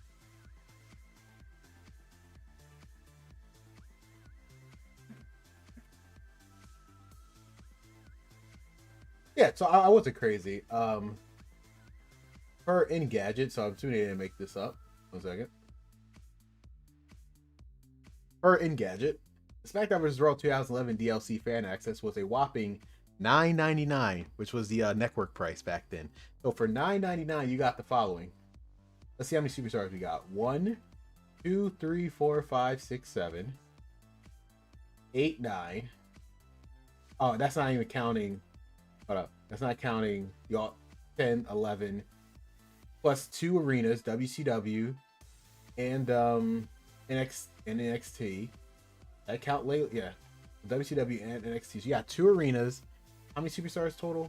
1, 2, 3, 4, 5, 6, 7, 8, 9, 10, 11 superstars and 2 arenas for $10.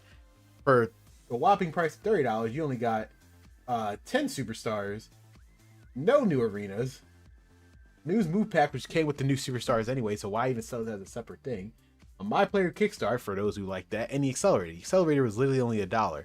This accelerator, I shit you not, costs $5 now for the same thing that's been doing since SmackDown vs. Raw 2011, which was just unlocking the stuff.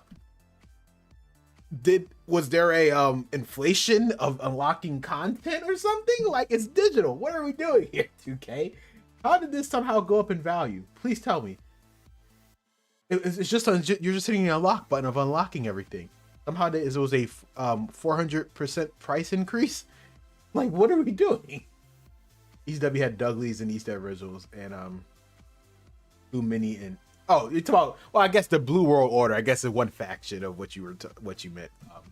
Yeah, as an actual fact, like I said, it was very hard to think about what the fact. But yeah, the UK season pass again, good lineup of stars, but this is shameful. I will never forgive 2K. Shameful. No shame. No shame. This is where you show their true colors right here with them. But I was saving kind of the best for last, so we're going to talk about my player, my career. Granted, I never played this mode. I just didn't care at this point. I can't really show you this because it's provided by WWE because I don't want to get content ID'd. So I'm just going to show you some screenshots. What I really want to show you is... Oh, nope, can't do that. I don't want to get content ID'd. Essentially, this was the mode. Like I said, first referees and whatnot. They're talking. Yes, this is where you can have your other creative superstars. We're about to jump into it, but I just want to. This is where like the live event stuff happens. So you know, like how my faction is now, where you have certain live events. It pretty much started here briefly. You do some live events, and then yes, this game was the first game to have loot boxes. You know, loot boxes and other games, which you know sometimes cost money. So people thought it was going to have some microtransactions. They were going to have some microtransactions, which we're going to get into in a second. I remember Vince McMahon wasn't supposed to be in the game. They announced him on Twitter. Why wasn't he supposed to be in the game? Did he choose? Not like he had any allegations back then. So, he just did not want to be in the game, or what was the issue there? But yeah, so people really thought this game was going to have microtransactions. Because you know, wrestling and microtransaction, that was never going to be a thing. But don't worry. And on October 2nd, 2017, 2K actually had to put out, this is how serious, I don't think you understand. The idea of having microtransactions in a wrestling game was just unheard of, and I don't think the community was prepared for that. So 2K themselves, which by the way, the tweet is still up. I'm not making it up. The tweet is actually still up. There are no microtransactions in WWE 2K18. Info on unlocking loot cases and via in-game currency is here, but unfortunately when I click this, it just goes to the 2K26 website. So there's that. Yeah, like, I think the top comment says it perfectly. 9 years ago, it's sad that a full price game not having microtransactions is a big news now, but fair fucks to you. Fair fucks to you, WWE 2K. You did it good. So it's like, meanwhile, NBA 2K18, because you know NBA back then had microtransactions. It was like, don't worry, we will never put microtransactions. At least with 2K, I think. What they basically just said, no, 2K18 we're not going to have microtransactions. So yeah, this tweet right here, I had to immortalize it. There's no paid microtransactions in WWE 2K18. Info on unlocking loot cases and in-game currencies here. So luckily, back in 2017, 2K had the foresight and not putting microtransactions in these games. And then luckily, years later, they would never think of the idea of putting microtransactions in these games, right? None of the games I'm showing on the bottom have any microtransactions in these games. It's just like, it's almost as if there was a certain developer holding back a microtransaction. But since those developers are not there anymore, they just went full-blown microtransaction city. So it's like, they said it back then, but yeah. Goldust revealed the roster. I watched live. Search for WWE 2K18 roster reveal on YouTube. I think it was on IGN. I watched live. I'll search it up as afterward. I don't want to get content ID. I know certain people, like, they will, if it's related, if it's WWE owned footage, I know it's on IGN. I just don't want to touch it on screen. I mean, I believed you, Mustafa. Don't get me wrong. I'm gonna take your word for it. That Vince was in the game, but I'll watch it after the fact. But yeah, we saw how that feature was years later. Yeah, so there's that. But let's just look at what my player was, because I've never personally played it. This will be my first time looking at this. So we're gonna see. You said you played Mustafa. How was your experience? Did you like my player? Because again, ever since 2K15, I never cared about my career after I saw 2K15. The only reason why I played 2K19 because it felt like an original story, and it was. So that's why that's what I did. That was the only reason why I gave 2K19 my career chance. From 2K16 to 18, I never touched my career. These streams were the first time I've ever touched these modes. Sheamus had the mohawk. Yes, he did. I think he had the mohawk since 2K16, actually. I don't have this player. Where did this come from? Did someone play on my profile? I never played this mode. They just default. Either I have a last memory. I've never played this mode a day in my life. When was this played? Is this like some default person that's just here? It says 0-0. Is this how it starts? Did someone play my... I've never played this mode a day in my life. Who is this guy? I enjoyed the game at this time, especially because of RVD, but let's be honest, my career was super boring. Again, I've never played it. Who made this was this a generic profile that just started? I'm asking you, Mustafa. I've never played this mode a day in my life. Is it because I never created a superstar? I don't know where this came from. Where did that come from? Is that how? Did he just give you a generic person you gotta make? I have no idea. Okay, I go to my player. Who is this guy?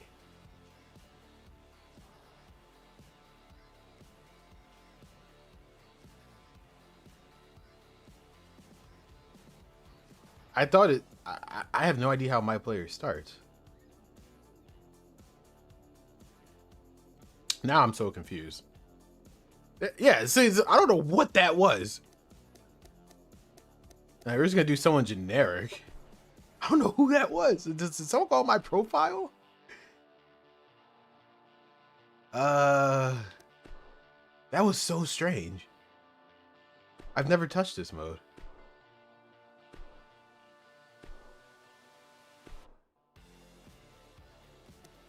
Yeah, I think someone actually touched my profile that I'm unaware of. I gotta ask my brother then. Let's see. I don't care. Guys, I'm gonna see what this mode's about. Presentation, cool.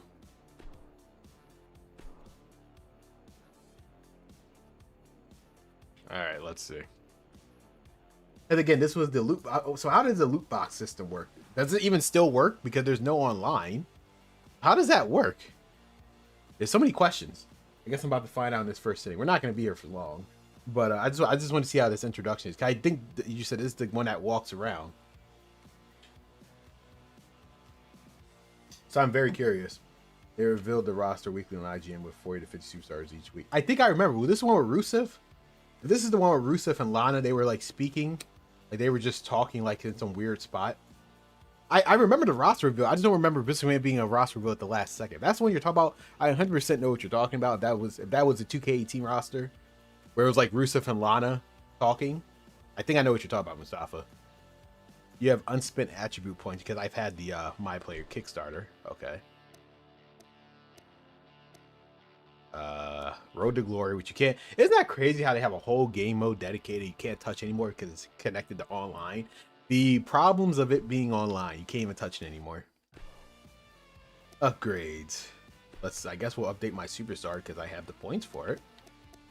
So why not?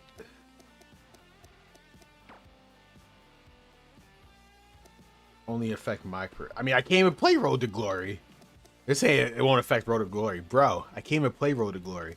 Again, you could tell these developers don't make games for they don't future-proof games. I have like 56,000 virtual currency.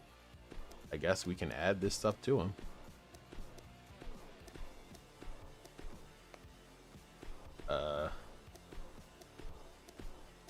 This looks kind of similar to 2K19's My Career, how you would update the superstar, but I think does this have a superstar? I remember 2K19 had the tree thing to it. Let's add whatever abilities we can. How many oh my god moments? Purchase.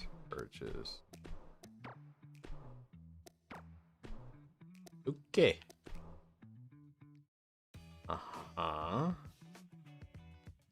So again, I can't. So okay, there's a loot crate. Oh, so this is the loot crate.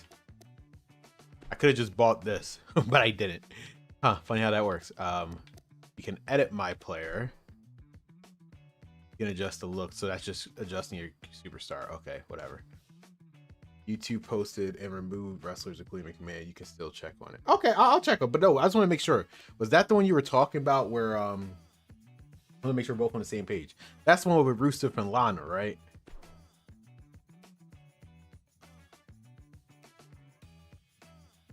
Like they were doing the roster reveal. I just want to make sure that's the one you're talking about. I remember watching that live. I just don't remember the whole Vince McMahon situation. If that's what you're referring to.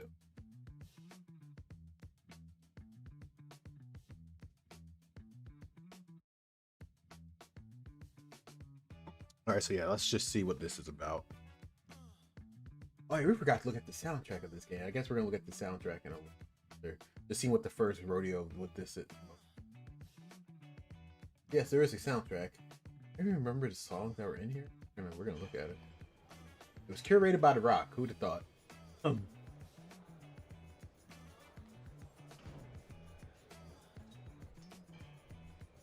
We got Ty Dillon. Oh, speaking of the devil, it's The Rock. Yeah, The Rock will be in the Performance Center. All right. Ty Dillon's reversing. He's mad. He's mad as hell. Even Macho T Post, he was popular at the time. I don't know if you know. Oh, I'm aware. I am aware of every single WWE gaming YouTuber. Don't worry. I'm of anyone who's been flown out to the 2K games. I am fully aware of who they are. Don't worry about that, Mustafa. Unable to connect to internet. Okay. So wait, I can't even play this mode properly without being connected to the internet because there's no servers. What is happening? They try to remove the boss. They really did. Okay, so this is where you walk around. How does this? So there's Hideo. Okay, and there's no. I mean, there's no voiceover. What's up, man? Good to know you. That's it. This looks so bad. That's it. It's probably the revolutionary my career or my player. What a conversation. Who else is here? Yes, let's talk to The Rock. Let's see let's see what The Rock has to say. That doesn't even look like The Rock. Hope you've been training hard, my friend. Oh, they're not even trying, are they? let me talk to Ty Dillinger real quick, and then we're gonna talk to Matt Boone. Ooh, there's so many people here. Who's that? Is that TM61? One of those members? They look like it from. I think that's Shane Thorne. I don't know. Shane Taylor. I forgot his name. Was it Shane Thorne?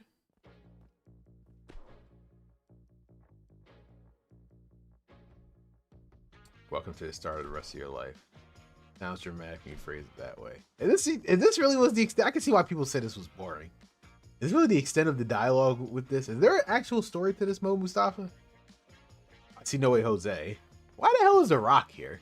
He's only supposed to be NXT superstar, so what the fuck is The Rock doing here? So bizarre. Alright. There's no dialogue. Even though there was dialogue in 2K17's My Career. Did they just not try? So hold up. Wait a minute.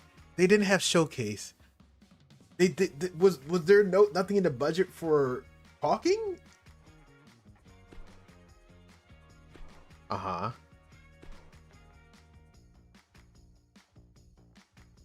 Just get it done, yeah, I'm sure. Okay. You and a whole lot of other people. What I mean to say is that you can do the same, up to you. And that believe. Why is there no where did the budget go?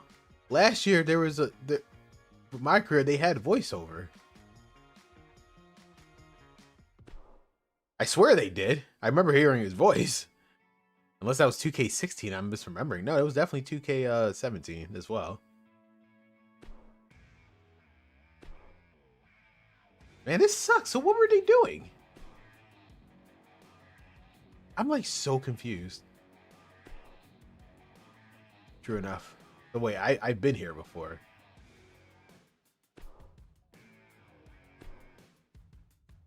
And it's the same anime. Oh my god, they did not try with it. That's why again, 2K19 at least. 2K19 is what My Career should have been, a linear story. I guess it kind of learned with My Rise, but those stories suck.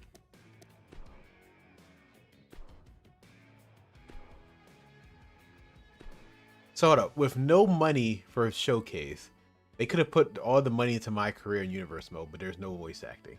Is there absolutely zero voice acting in this game at all? Because outside of Michael Cole and them talking on commentary, I'm like genuinely curious.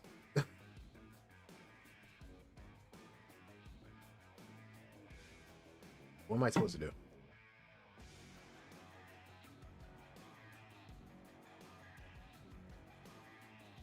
This is very fascinating. I've never played this. I'm facing Ty Dillinger. That's it. I'm just supposed to wrestle, beat the hell out of him. Okay, I guess we'll just do this one match. And I guess if we ever want to play My Career on stream, 2K18's version, we'll look into it a little later. I'm just curious to see where this is going. Oh, what's up, Red? Yeah, we're looking at 2K18. So again, I'm confused. If you played this game, is there like no voiceover of any superstar in this game? The 2K17 even had voiceover with Matt Bloom. 12 watching, 12 likes. Oh, I had no idea. I wasn't even looking at the the current views, the way my OBS is. So I appreciate same animations every time. I see them talk. It's like, is there no budget? What happened? There was no Hall of Fame showcase. Well, first of all, for 12 people who are currently watching, I appreciate it. I'm trying to make this not. 2K17 and 18 are infamous because there's nothing new to it. You play 2K16, so hopefully you guys are entertained with this stream. I didn't realize that was many people watching, so thanks. So thanks for telling me. I am like absolutely flabbergasted because with no showcase, they didn't. So there was no. So it's not like they had to animate the cutscenes for certain stuff. There was no budget for the voicing. Is there any voice acting in this game outside of the commentary? I don't think it is. From what I can tell, I had the voice volume up. 2K19 was so much better. Oh, what's up, the Trump 221? What a name. Oh, and luckily we're gonna. I mean, that's tomorrow's stream. You seem like a newcomer here because I haven't recognized you in this chat. Unless you've been watching the whole time. If that's the case, I appreciate it. This is a 25-day event where we've been looking at every single WWE game to see how we got to 2K26. So we're currently on day 19, I believe, since Slade told me earlier, and we're on 2K18. Again, this game, the graphics were 100% updated, and it looks great because it was on next gen. It was about the budget; they're just lazy. It legit just popped up on my For You, man. Oh well, I guess the YouTube algorithm is doing its thing. Whatever you watch, they somehow presented this to you. So hopefully you've been enjoying so far. What would be your favorite memory of 2K18 if there is any? If not, again, tomorrow, if you're interested, we're going to be looking at 2K19. So, yes, a game that was worthy of an upgrade. Back in the day, if you bought 2K16, you finally felt like you got your money's worth. Again, in a vacuum, 17 and 18 are not bad games by any means. It's just there was no point of updating your game if you already had 2K16.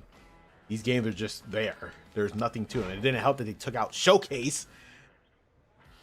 2K19 DLC was bad too. Off the top of my head, the main DLC from 2K19 was Bobby Lashley, basically, right? Which is very baffling considering, once again, he came right after the day after WrestleMania, but they couldn't put him in the game. All right, I think Leo Rush was DLC as well as Candice LeRae. I don't remember everyone else, but Bobby Lashley was essentially the highlight. And the War Raiders, I believe. I do not remember. I think it was one where John Cena didn't even have his real voice. I think you're referring to 2K19. 2K18, apparently, from what I can tell, there is literally no voice acting in this game. Which, again, where did the budget go? Okay, Ty Dillinger should be done. Let me try to pin him. He should be done.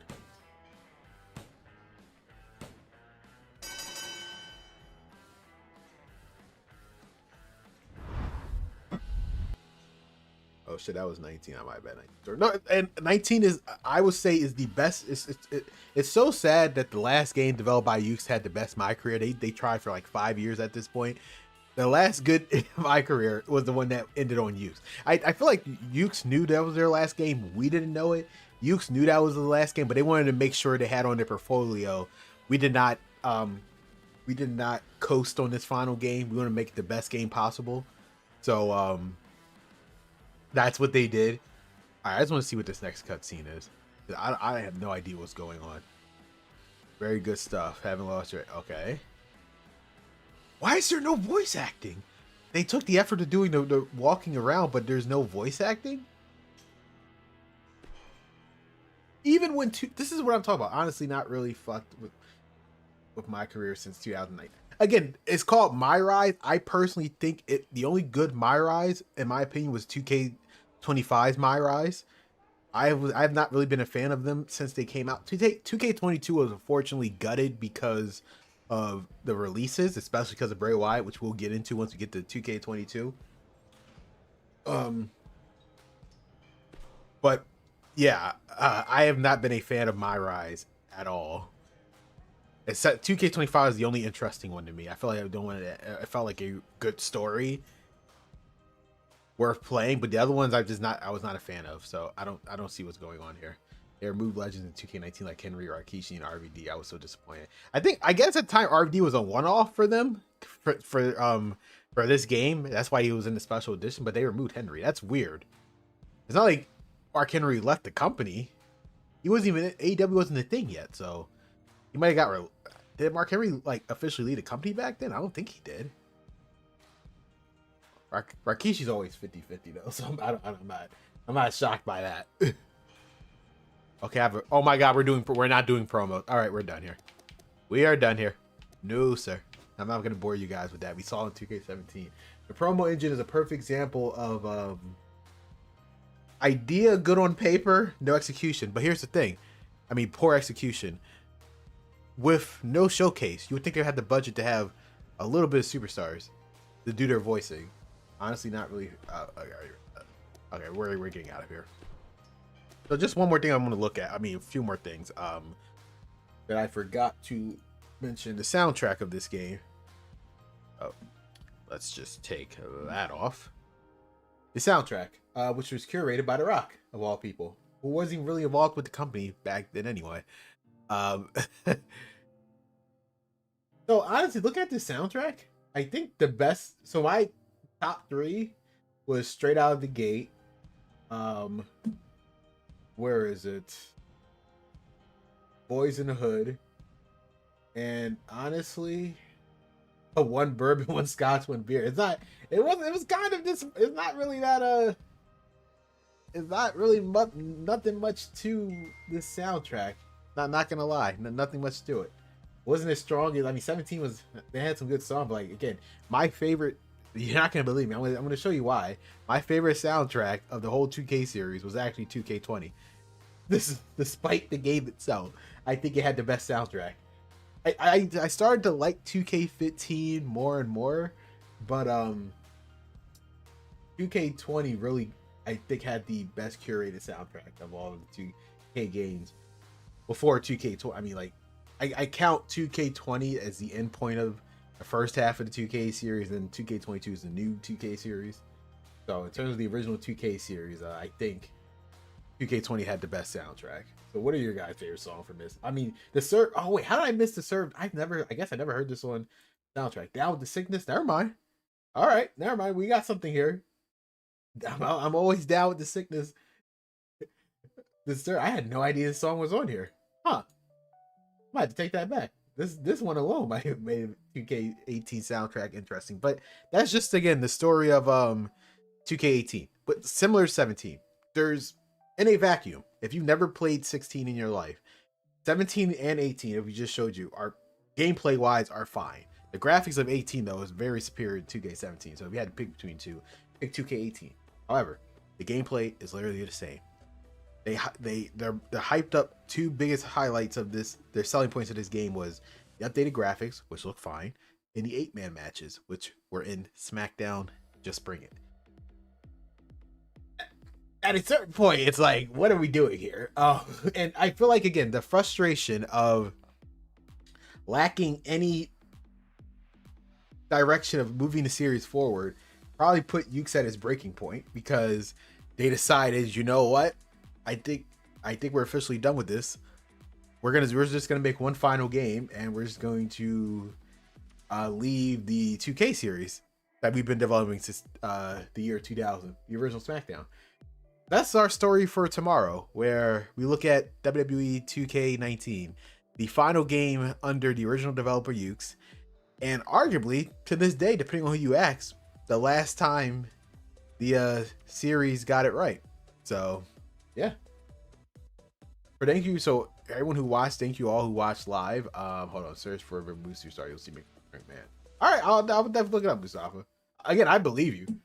I just didn't realize that was actually a thing about Vince McMahon. For all who was here, Michael, Will, like I said, I apologize about passing of your grandfather. Kwame was here, appreciate it. Slade. Who else was here? Silas. Johnny Burney. Corvinus. I'm gonna pronounce. I hope I say your name right. I appreciate you being here, Ahmed. Beans on toast. Again, Mustafa, appreciate you. Dax for the first time being here, appreciate it. Castro, thank you for being here. Red, thanks for stopping by again. The Trump, first time here too. I appreciate you being here. So yeah, thank you guys. We'll be back tomorrow, same time, 8 o'clock for 2K19. See you guys then. Yep, take care, man. Have a good night. I know that, yeah, different time zone. Get some rest, man.